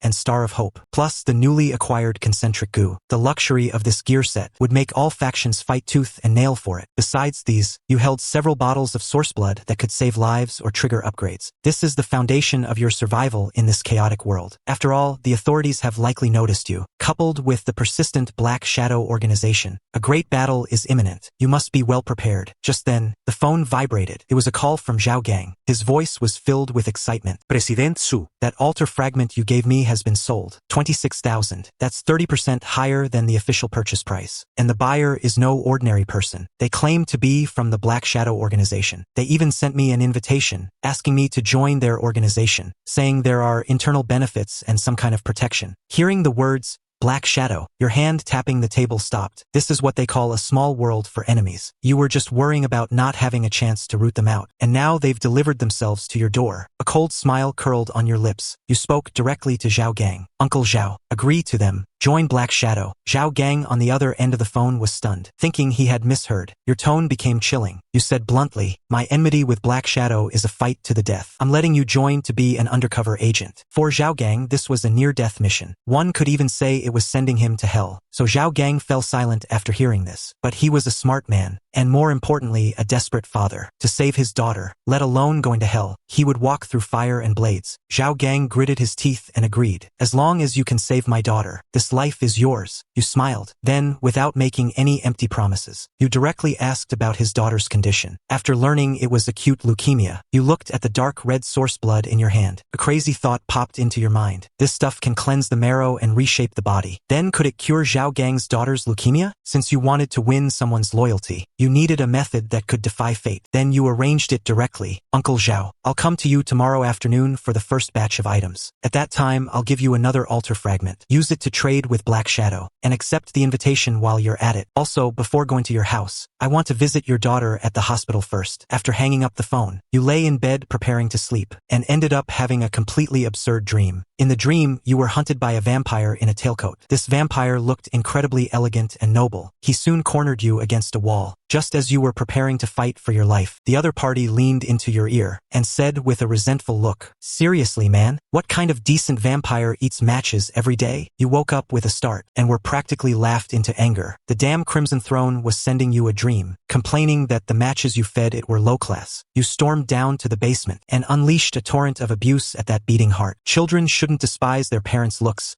nor dogs their poverty. You're lucky to have anything to eat. yet you're a picky eater. But scolding aside, you also realized that this thing actually has consciousness. It must have evolved by devouring items. To appease this pretentious ancestor, you painfully threw in a few more matches. Seeing its devouring speed double compared to before, you were overjoyed. It seems you'll need to get more good things to feed it in the future. Once the throne was coaxed. Now that the throne was settled and quiet, you looked at the dragon egg in your hand again. The hatching progress was stuck at 85% and wouldn't budge, so you pulled out a bottle of source blood to give it a treat. But the dragon egg was quite stubborn. It flicked its tail and refused outright, without even giving it a glance. You were speechless on the spot. This one also can't handle high-quality food. It seems that to hatch it, you still have to rely on the most primitive method, killing monsters. If you keep killing chickens every day, I'm afraid the soul dagger will start sending you dreams too. Time to change the species. Then you dialed Boss Wong's number, asking for 100 pigs right away. After all, you were tired of killing chickens. You needed a change of taste to practice your skills. However, as soon as Boss Wong heard the word pig, his voice trembled with fear. Boshu,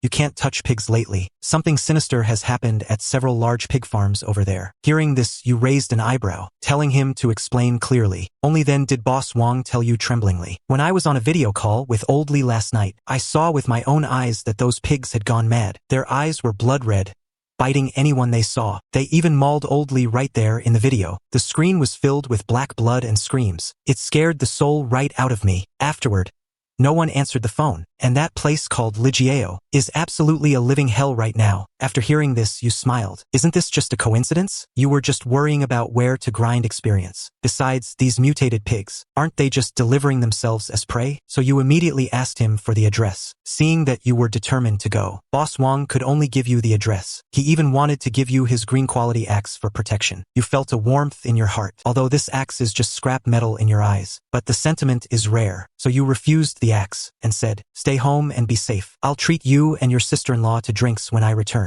The scene shifts. You arrive at Lijiao based on the location. This place is indeed remote. Not even a bird in sight. The air is filled with the stench of decay. A rusty mailbox stands in the middle of the road. You suddenly stop in your tracks, thinking, would a godforsaken place like this even have a mailbox? Then the Eye of Truth activates. Altar no 52,818. Connected beacon. Myriad Realms mailbox. Addicted to secrets. Longs to pry and loves sharing everyone's private gossip. Seeing the number, you can't help but crack a smile. 52818.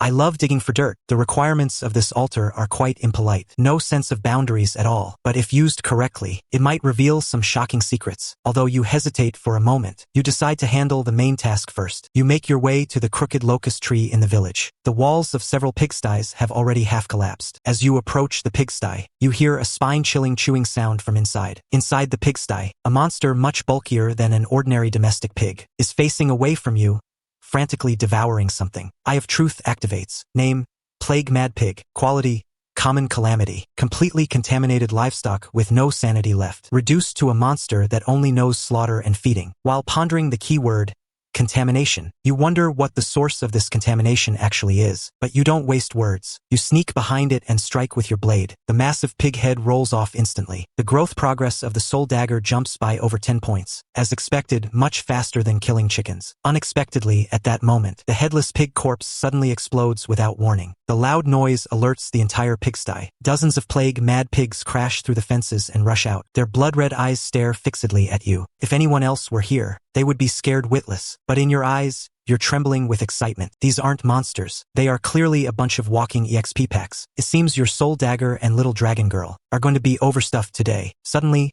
roars shake the sky. The herd of pigs charges like a mudslide. Not only do you not dodge, but you charge straight at them. Blade light flashes. Pig heads fly everywhere. With every strike, the soul dagger's progress bar surges. Meanwhile, explosions erupt one after another. You are like a ruthless harvester, frantically farming monsters among the pig herd. Just as the soul dagger's progress reaches the max, a sudden feeling of dread washes over you. The warning from the pocket watch of fate makes you retreat instantly. At the same time, you discover to your surprise that the exploded black blood didn't dissipate, but as if being drawn by a force, it all flows toward that crooked locust tree. You think to yourself, this is bad. So it was hiding in plain sight. The real boss is actually this tree. The locust tree, gorged on blood, instantly comes to life. The once withered branches of the locust tree begin to grow and spread frantically. Countless blood-colored leaves sprout from nowhere, forming an eerie canopy that blots out the sky. Seeing this, you can't help but complain. Is this damn thing with style?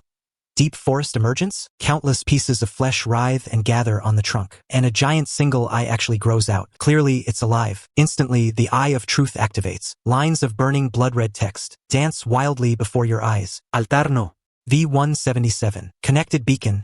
Bed of decay, fed by the flesh and blood of 10,000 spirits, nurturing the child of decay in a land of despair and silence. This number actually has a V. What does that represent? Though there's no time to think deeply, you can feel that the pressure this tree exerts is even stronger than the previous epic level wraith. This thing is nurturing some child of decay. I must slaughter it before it fully forms. As you grip the fully upgraded soul dagger, your killing intense surges. Just as you are about to charge, suddenly there's a loud boom. The blood chi beneath your feet explodes, sending you flying backward like an arrow from a bow, because the ground where you stood has been violently pierced by countless crimson vines. The blood-red canopy blotting out the sky shakes violently. Tens of thousands of flying leaves whistle down like a rain of blades. This area has already become the monster's absolute territory. You use the Eye of Truth to look again, and the name of the one-eyed tree demon finally appears. Name: Feeder Locust Demon. Quality: Epic level calamity. A calamity spawned by an alienated altar. Its mission was to guard the descent of the Son of Decay. Turns out the one marked V was actually a mutated altar. There is no time to think now. The Fate Pocket Watch's bullet time activates instantly. That blade-sharp rain of leaves is already overhead. You dodge frantically amidst the dense attacks, darting wildly through the gaps of countless vines and flying leaves. But the monster's firepower is simply too overwhelming. A single flying leaf shimmering with an eerie red light still manages to slash your arm. The flesh at the wound quickly turns black and decays. Your expression changes drastically. The source blood within you surges violently, forcing back the spread of that sinister power. But in that moment of stiffness, a thick vine lashes violently across your back. The blow nearly snaps your bones. You cough up a mouthful of blood. This reminds you once again of the threat of death. Epic-grade monsters really are a bit overpowered. Seeing another giant vine sweeping toward you, with nowhere to run, suddenly you remember that cup of gray rain, so you decide to take a desperate gamble. You pull out the cup of silence and splash it violently at the vine. A miracle happens. That vine, capable of crushing a tank, the moment it touches the gray rain, turns instantly into rotten wood and crumbles to ash. Even the Sephora demon's giant single eye is stunned. Clearly, it doesn't understand. While it's dazed, you push off and charge again. The Sephora demon flies into a total rage. Countless blood-red vines burst from the ground. This is its true complete form. But there is no turning back for you now. Carefully sprinkling gray rain to clear a path, while pushing through the storm of leaves toward the main body. Of course, the price is heavy. Countless wounds cover your body. Your consciousness begins to blur, but you get closer and closer to that single eye. 30 meters, 20 meters,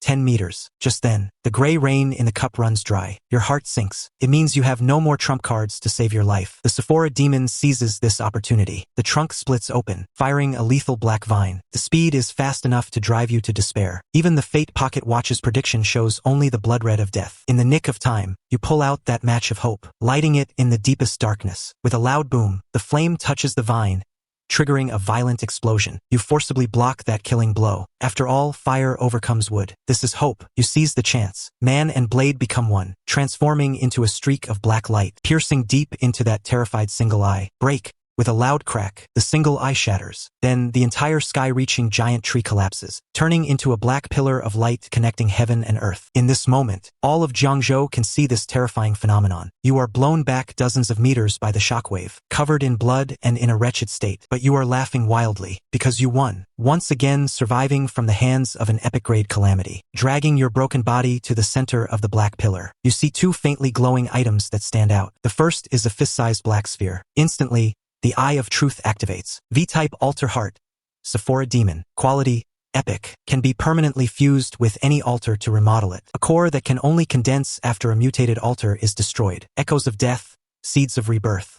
The heart disappears. Also the embryo of new life. Consumable. Once this V-type core selects an altar for fusion, if forcibly detached, this V-type altar heart will vanish. Holy shit, this is some good stuff. Perfect for feeding the Crimson Throne later. Then you turn your gaze to the second trophy. Mark of Decay. Quality: legendary. A hint of decay is branded onto your soul. Toward all decay-related negative forces, you possess significant resistance and affinity. Although it only increases resistance, seems a bit useless. But just as you are about to put the mark away, the blood-red text appearing before you makes your skin crawl. You have piqued the long-lost interest of the slumbering son of decay. It looks forward to meeting you formally. You instantly freak out. So the young one is dead.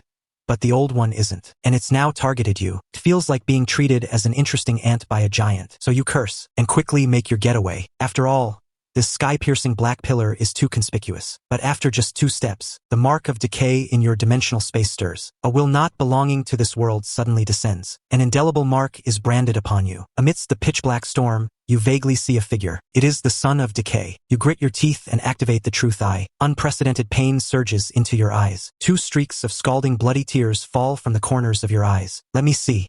See clearly what the hell this thing is. Name? Quality?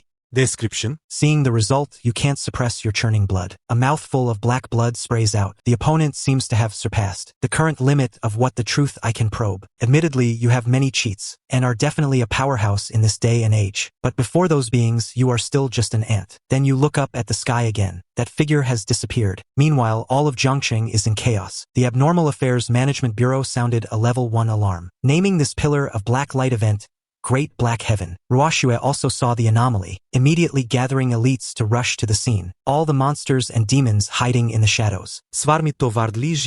Anyone with some strength is rushing here, hoping to get a piece of the pie. However, you are the only one going against the flow. You want to check out the 8 trigrams altar you encountered before, and check the upgraded soul dagger while you're at it. Name: Intermediate Soul Dagger. Quality: Mythic. New ability: Immunity to all laws. My mechanics are above yours. New ability: Soul Breath Nourishment. Absorbs the life essence of the target after killing it. Restores the wielder's combat power to sustain the slaughter. New ability: Godslaying Pressure. Deals 1000% damage to mythic level units. Looking at these luxurious attributes, you can't help but want to kowtow to the Soul Dagger. Man, this is awesome. The Soul Dagger's attributes after promotion are simply insane. Immunity to all laws means no more negligible damage. Whether it's a mechanic monster or a rule monster, all will be sliced in half with 1 blade. Soul Breath Nourishment fills your biggest gap. As long as the killing doesn't stop, you are a perpetual motion machine. The final Godslaying Pressure is even more domineering. As long as you have time, you'd even dare to kill a god. Once you return to the mailbox altar, you dip your finger in blood and write 8 large characters on white paper. I have seen God. I want to slay God. After writing, you stuff it directly into the mailbox. The mailbox instantly shrieks,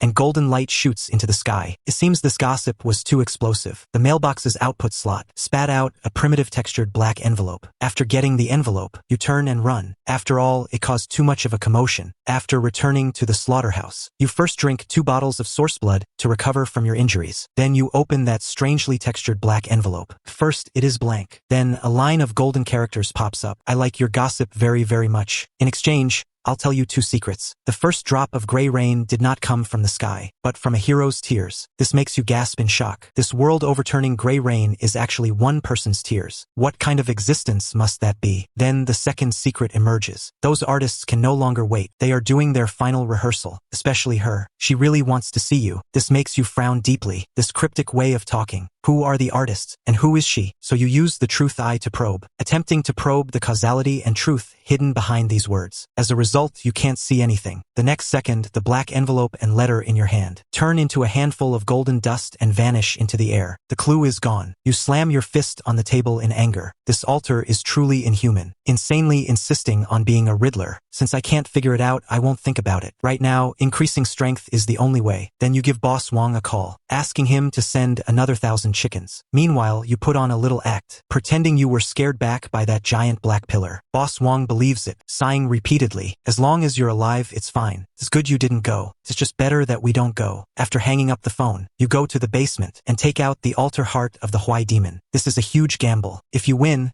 the Crimson Throne will undergo a transformation. If you lose, it's a waste of an epic item. You wave the altar heart in front of the throne, warning this thing not to eat it as a snack. Then you place it directly on top. With a sizzle, a plume of blue smoke rises. The altar heart suddenly opens its single eye, extending countless black roots, attempting to force a parasitic bond. This completely infuriates the sleeping monarch. The Crimson Throne shakes violently. Countless blood-colored tentacles erupt. It unleashed a slaughter upon the roots that dared to invade. In just 1 minute, the battle ended. The black roots were completely devoured. Everything returned to silence. Just as you were about to complain that it was broken, an emerald green branch grew from the center of the throne. At its tip hung a crystal clear green fruit. Eye of Truth activated. Crimson Throne has merged with the heart of the Sephora demon. New special attributes attribute added. Source blood will be absorbed by the heartblood tree. To brew the heartblood fruit. Brewing. Your heart beats faster, but you have no spare items to test it with right now. Suddenly, a spark of inspiration hits you. You pull a bottle of ordinary source blood from the warehouse. Who says you can't sacrifice source blood with source blood? This is called exploiting a bug. This is called an infinite loop. Although the Crimson Throne was speechless, it still obediently swallowed it. A moment later, the fruit glowed intensely. A brand new bottle of source blood dropped. The liquid in the bottle turned a vibrant,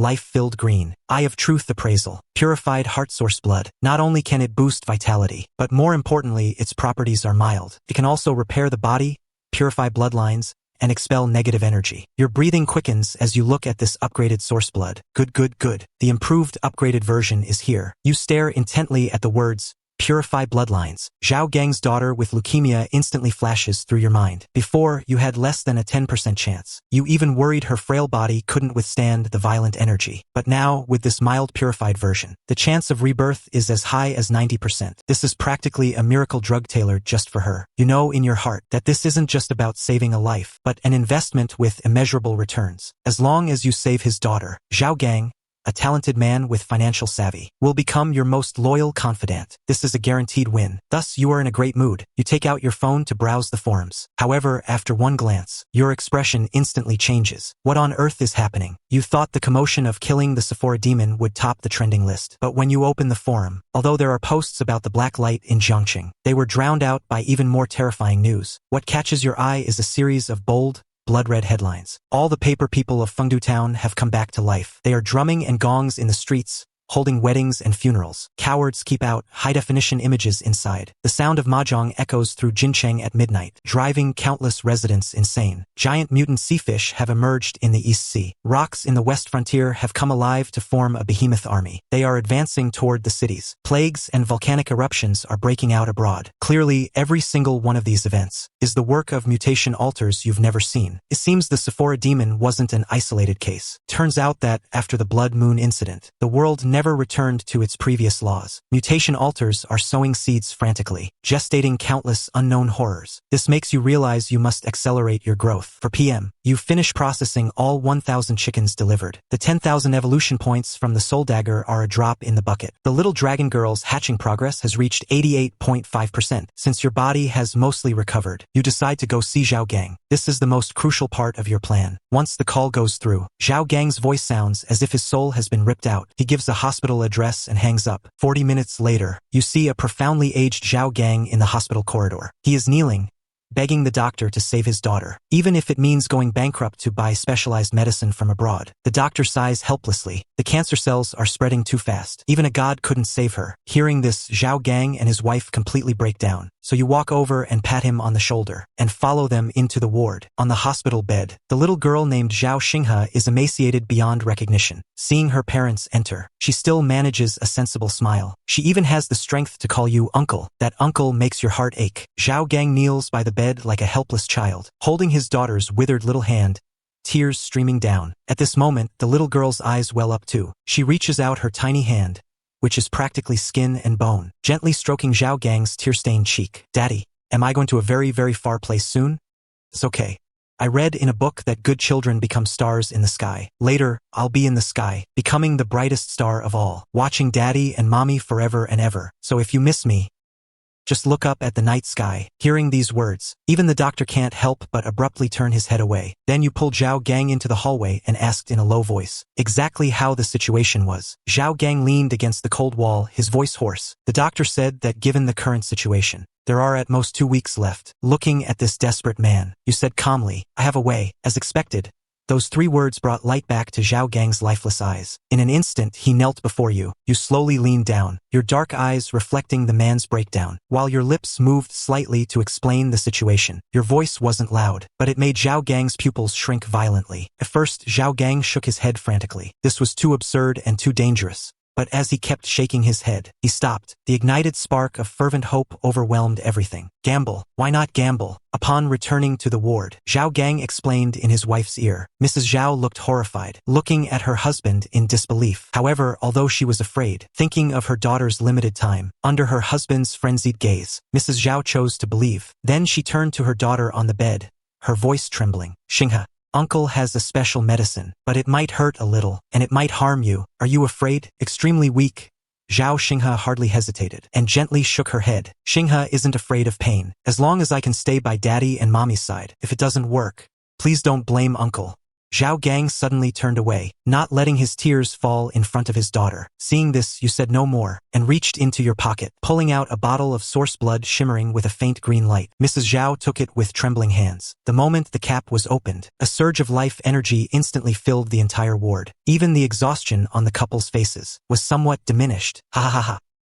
Miracle medicine, it's a miracle medicine. This is definitely a miracle medicine. Mrs. Zhao felt a surge of excitement, carefully bringing the bottle to her daughter's lips, feeding every single drop of source blood into her. Although there was nothing unusual when the liquid entered her throat, but after a few seconds, the heart monitor began to alarm frantically. The doctor heard the noise and tried to rush in, but was locked out. Just a few seconds later, a miracle happened. The erratic readings returned to normal. Zhao Xinghe's originally pale little face on the bed actually showed a hint of blush. Zhao Gang's voice trembled, his tone changing. Xinghe, how do you feel? The little girl slowly opened her eyes. I feel so good. It's just a bit. This made your and the Zhao couple's hearts tighten again. Zhao Xinghe added with a smile, just a bit hungry. As soon as she said this, the heavy stone in the Zhao couple's hearts finally lifted. Uncontrollable tears immediately burst forth. There is hope. Their daughter seemed to have truly been dragged back from the gates of hell. A drop of divine blood, and the king of hell steps aside. At this moment, the ward door was finally opened by Dr. Zhang with a spare key. Just as he was about to lose his temper, he froze on the spot. He saw the little girl's complexion had clearly become more ruddy, and the readings on the machine had returned to normal. Seeing this, the doctor's jaw nearly dropped. Seeing this, you turned your head and said calmly, Dr. Zhang, there's no need to be so startled. I used an altar prop on her. What happened today? I don't want anyone spreading it around. To avoid unnecessary trouble. The doctor was instantly awakened from his immense shock. He could hear the threat in your words, and understood what those words meant. He just didn't expect a priceless treasure from the altar era to be used to save a little girl's life. Someone who could produce such a prop and dispose of it so casually must have a terrifying background. Crushing him would likely be easier than crushing an ant. Dr. Zhang understood perfectly. I'll go prepare the follow-up physical examination. Rest assured,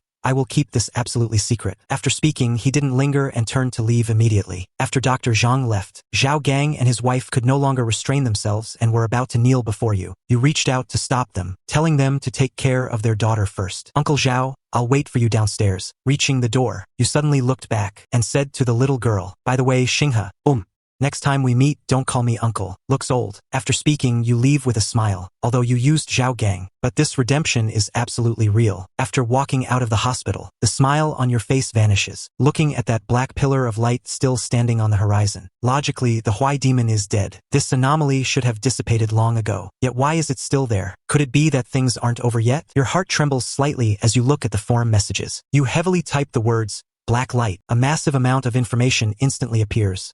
Black light. Most are tragic scenes of failed sacrifices, but you scroll quickly, locking on to a few different posts. A heaven-reaching black pillar deep in the mountains of Puantown persists. Coordinates: Wangning City. The black light makes the sky look like it's been pierced through. Official authorities have urgently locked it down. As one of the instigators, you know better than anyone what this black pillar means. You are the first person publicly known to solve the V-shaped mutation altar, but definitely not the only one. Units in this world capable of handling epic-level anomalies might be more than you imagine. At this moment, Zhao Gang also walks out of the hospital. He moves through the crowd. His pace is not fast, but every step is incredibly steady. His back is no longer bent but straight, though tear stains remain and his eyes are still swollen. But not a shred of despair can be seen in those eyes anymore. Feeling something, you look over. This man is stepping out of the shadows of the past, walking towards a brand new life bestowed by your own hands. Finally, Zhao Gang walks up to you. The surrounding noise quietly fades away at this moment. He reaches out his hand. You also smile and shake hands with him. Everything is understood without words. 10+ minutes later, you sit on the worn-out sofa in Zhao Gang's home, looking at the 17 white-quality items Zhao Gang collected. The eye of truth scans them. Every single one is authentic. Well done. This time, in front of Zhao Gang, you wave your arm gently. The mountain of items vanishes into thin air. A miracle. Zhao Gang's pupils shrink.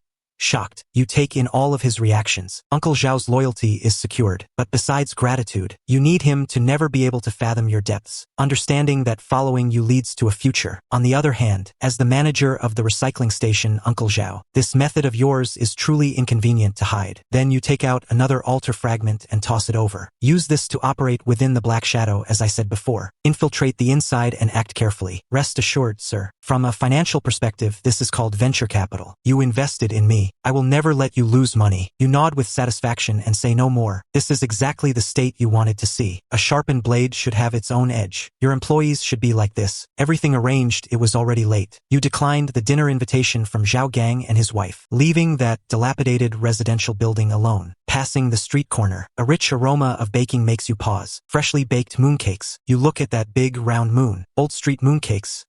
Only then did you realize.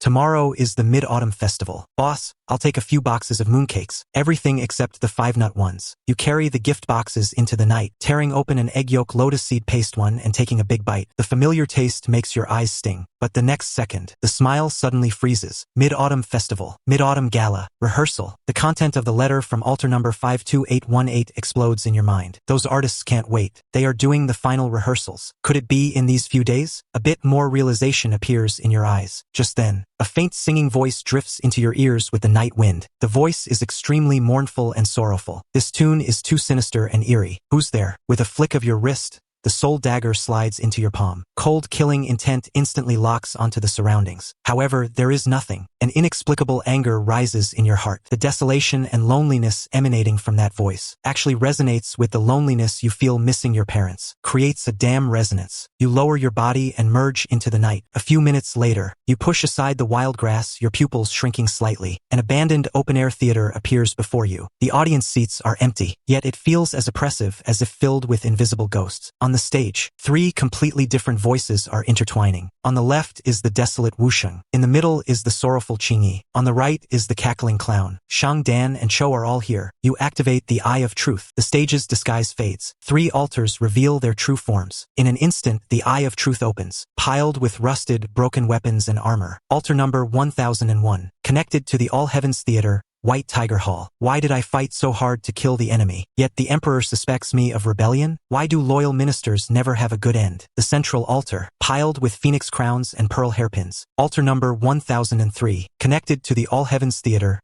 Changmen Palace. It is crying. Why did I give him not only my heart, but also help him scheme for the world, only to end up spending my old age in solitude? The right altar, stacked with hundreds of masks of different expressions. Altar number 1004, connected to the All Heavens Theater, Faces of all beings. It is laughing, laughing at the towering buildings, laughing at everyone in this world, for being fools who cannot see through the facade. All 3 numbers are top-tier sequences. 1 unwilling, 1 resentful, 1 void. The pattern is now clear. The loyal general as the Shang, the devoted noblewoman as the Dan, the sinister clown as the Chou. The Shang, Dan, and Chou are all present. But if this play is to be performed in black and white, one role is still missing. The hot-tempered Jing who dares to flip the table and set the rules. So that's how it is. This is a broken, unfinished play. They are trapped in a tragedy and cannot escape. The key to breaking the deadlock is not applause or some strange trinkets, but a judge to bring the finale. Since the table flipper is missing, since it's missing, I'll do it. I'll do it. The broken one will come. Your thoughts drift, recalling the opera your father loved most in life. The Jing role. Their appearance represents rules and heavenly justice. Their love and hate are distinct, distinguishing loyalty from treachery. They are the true characters who stand tall between heaven and earth. One should be like the Jing role. Black is black, white is white, with a scale in the heart and a straight spine. Under the moonlight, you shake your head and smile bitterly. Dad was right, but despite his great military achievements, he died in ruin. His loyal bones never found a peaceful end. Mom had a heart of benevolence, saving the sick and wounded, but in return, her white robes were stained with blood. Grief and madness, like a volcano pressed for eons, suddenly erupt from the deepest part of your soul. What a broken play, what a tragic end, what an unwavering death. You step onto the dilapidated stage. The war drums seem to be sounded by you. Since we must perform, then let's perform to our heart's content. You walk to the edge of the stage, meticulously tidying your clothes. Attire is a sign of respect, but the respect is not for this stage or the altars, but for the role you are about to play. You transform into the Jing and shout angrily at the Shang altar. General, what was your mistake? The mistake was the muddle-headed emperor who believed the slanders of villains. The brothers under your command are all dead. Instead of seeking justice for them, you stay here wallowing in self-pity. Do you deserve to be a general? This roar no longer carries any operatic melody, only pure questioning and rage as you kneel on one knee, with a heavy punch slamming onto the stage. This punch settles the tone for your grievances. The Shang altar collapses. The resentment dissipates. You shift your posture, turning into compassion, looking toward the Dan altar. Princess, you were not wrong either. The mistake was that scumbag who didn't deserve you. There are so many starving people in the world, so many pitiful women. Yet you, a high and mighty consort, sought death only for the sake of a little love. Do you deserve to be the mother of a nation? Your tragedy. I shall close the coffin for you. The light of the Dan altar dims. It is subdued. However, the giggling laughter rings out once more. The sharp, eerie laughter of the faces of all beings altar. Not only does it not stop, but it grows louder. Well played. Truly well played. Too bad it's all fake. Your hate is an act. Your grief is also an act. You aren't a Jing at all. You're just a lunatic running wild on stage. With one sentence, the truth is revealed. The previously subdued Shang and Dan altars feel their resentment rebound instantly. This is not settling the world. This is a desecration by an outsider. The clown continues to mock. Ignorant. Ridiculous. Jing curled his lips and smiled as well. But there was no warmth in that smile. Yes, I am a fake. The entire crowd was stunned. You pointed to your chest. Your voice was hoarse. Your joys and sorrows are written in a script. They are but a mirage. But only my tragedy is real. My hatred is alive. Every second I live is 10,000 times more real than this wretched play. Today I shall use my own body as the stage. The blade cut into the flesh, slashing downward, painting a score with blood. In this way, painting for myself a mask of unyielding integrity, yet burdened by a sea of blood. A mask born for revenge. Hiss, it hurts too much. But the smile on your lips grew more manic. The wavering White Tiger Hall and Changmen Palace were completely cowed, including that arrogant altar of all living beings that claimed to be enlightened. The expressions on thousands of masks froze completely, all turning into pure terror. It's done. Now I am Su Tianxing, but I am also Jing. Who dares call me a fake now? This play, I'll name it, Lone. On the mid-autumn reunion night, the lone of having no kin, orphan, the orphan of losing both parents, yet unable to avenge them, hate, the hate for the injustice of the heavens, orphan's hatred. I don't act like a god. I am more miserable than any god, more real than any god. Asterisk boom asterisk. A loud explosion first erupted from the White Tiger Hall altar. The murderous intent and resentment vanished completely. Following that, the Changmen Palace altar crumbled. The phoenix crown and pearl hairpins shattered piece by piece, turning into a brilliant golden rain filling the sky. Finally, the altar of all living beings. After a long sigh, half crying, half laughing, and relieved, the expressions on all masks dissipated, turning into billions of golden particles. 3 distinct golden lights, intertwined, each showing its own brilliance. Before you could catch your breath, a blood-red pillar of light descended from the sky, like a god-slaying spear, instantly piercing through all the golden lights. Holy shit, Mythic-grade. While you were in shock, before you could react, the 3 scattered golden lights turned into 3 torrents of information, pouring wildly into the center of your brow. 3 completely different remnants appeared in your mind. You saw a general planting flowers in a mass grave after death. You saw a noble consort ascending the throne as emperor to rule the world. You saw a clown take off his mask and shed a tear for a beggar. At the same time, you saw the rewards. 3 supreme treasures hovered over the altars. Thud, your legs gave out and you knelt on one knee. The mental strain was simply too great. You pulled out a bottle of source blood and drank it all in one gulp. The surging vitality washed through your limbs, healing wounds rapidly. You slowly stood up and approached the White Tiger Hall altar. The Eye of Truth activated. Name Overlord's Helm. Male lead series legendary. Effect 1. Overlord's heavy might. The more abundant the blood and chi, the heavier the pressure, proportionally increasing physical reduction and damage. Effect 2. Last stand. When besieged by 3 or more enemies, the effect of Overlord's heavy might increases based on the number of enemies. Good stuff. Your eyes gleamed. This passive is practically tailor-made for you. Then you went to the Changmen Palace altar. Above was a shimmering jade pendant. Name: City Toppling Pendant. Female lead series legendary. Effect: Diverting the Calamity. All single-target locked attacks against you have a chance to deflect, randomly attacking other units around you. Your expression became strange. This thing is a bit sinister. It's practically an assassin's nightmare. Finally, you shifted your gaze to the right. Altar of all living beings. If the clown hadn't pushed you to the brink at the last moment, there would be no painting the score with blood. I am the play. In a sense, this clown made you. You stepped forward and lightly held a dark red tooth in your hand. Name: Reverse Tongue. Clown series legendary. Effect 1. An eye for an eye. When affected by a negative status, there is a chance to trigger a counterattack, reflecting a weakened effect back to the caster. Effect 2. This item has a certain chance to reflect negative statuses. Your breath hitched. In today's transcendent era, various curses and toxins are impossible to guard against. If this probability is stacked, it will be simply invincible. 3 pieces of Legendary Series Divine Gear. This is a huge win. Finally, you look up, your gaze locked firmly on the center of the stage. That is where the blood-red heavenly light just struck. The real grand finale. Your heart beats uncontrollably. 3 pieces of Legendary Series gear are already an immense fortune. But that blood-red pillar of light crashing down from beyond the heavens. Domineering and arrogant. It pierced through 3 golden lights in one strike. It's definitely mythic grade. But descending from the sky like this, it's never happened before. You approach cautiously. Where the glimmer flickers, it's actually a painted skin as thin as a cicada's wing. Eye of Truth activating. Name: Performer's Ledger. Pure Series Mythic. Effect: Pure Heart Deterrence. After equipping, anyone whose gaze touches it will feel fear and their will to fight will fade. Good. You laugh out loud. This Pure Heart Deterrence is strong in the literal sense. More terrifyingly, there are 7 pieces in this Pure Series. If all 7 pieces are mythic grade, what a sight it will be once completed. The moon is so round tonight, you feel much more relaxed. After this battle, you remember 2 other sentences from the letter. Those artists can't wait. They are doing the final rehearsal, especially her. She really wants to see you. After tonight's play, the fog has finally cleared. Aren't the 3 from the Heavens Playhouse the purest artists? Following this logic, before you met the Heavens Playhouse, you actually knew one. With a thought, a burnt-edge ticket appears out of thin air in your hand. Admission ticket to the 4th act. Weeping Theater. A tragic heroine in eternal reincarnation on stage. The artist, the heroine, she. All clues have connected into a single line. The one mentioned in the letter is most likely the eternal heroine of the Weeping Theater. You previously sacrificed that photo of Xia Weiwei which you hated and despised to get the ticket. This is the karma already established between you and that heroine. No wonder the Eye of Truth saw it as karma. Sacrificing even comes with a damn.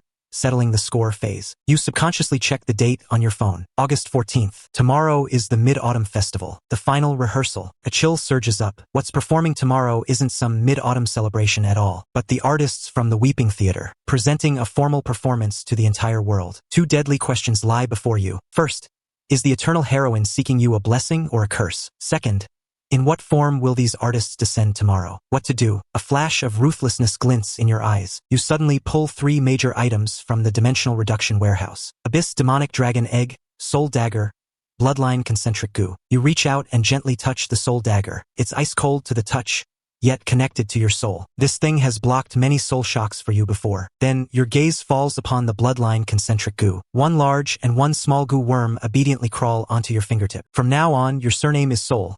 You'll be called Soul Goo. Finally, you look at the Abyss Demonic Dragon Egg rubbing against your arm. Calling you Little Blackie doesn't sound great. Soul Dagger, Soul Goo, Soul Egg. Our Soul Generation Idol group is officially established today. The phone vibrates. It's a call from Zhao Gang. Mr. Su, Xinghe's test results are all out. All indicators are normal now. That's good. Happy Mid-Autumn Festival. By the way, I've made contact with Black Shadow. They let me join directly as an Outer Core member. Outer Core? You pause, just like Xia Weiwei, not a high-ranking member after all. But the hierarchy of this Black Shadow organization seems extremely strict. By the way, Mr. Su, I've been assigned to a large logistics warehouse outpost in the east of the city. East City. A look of realization flashes in your eyes. As expected, it's not that chemical plant of Master Eagle. Remember to watch and listen more, and protect yourself. After hanging up the phone, under the eaves, you eat crackers with wine. A bitter smile tugging at your lips. Dad, you'd better watch and learn carefully in a bit. The bright moon in the sky is swallowed by dark clouds. The entire world instantly turns dark. Drip. Rain splashes down from the pitch-black night sky. You check your phone. Midnight. Lunar August 15th, the Mid-Autumn Festival. Peace and joy for mid-autumn. Reunion and togetherness. After these few blessings, the last shred of warmth in you is spent. Killing intent instantly spreads. It's time for me to make my entrance. You pick up the large black umbrella leaning against the door. The black umbrella opens, blocking the gray rain that can format all transcendence. You don't look back as you step into the endless curtain of rain. Even if unknown dangers are about to descend, you will first destroy a Black Shadow outpost. Black Shadow.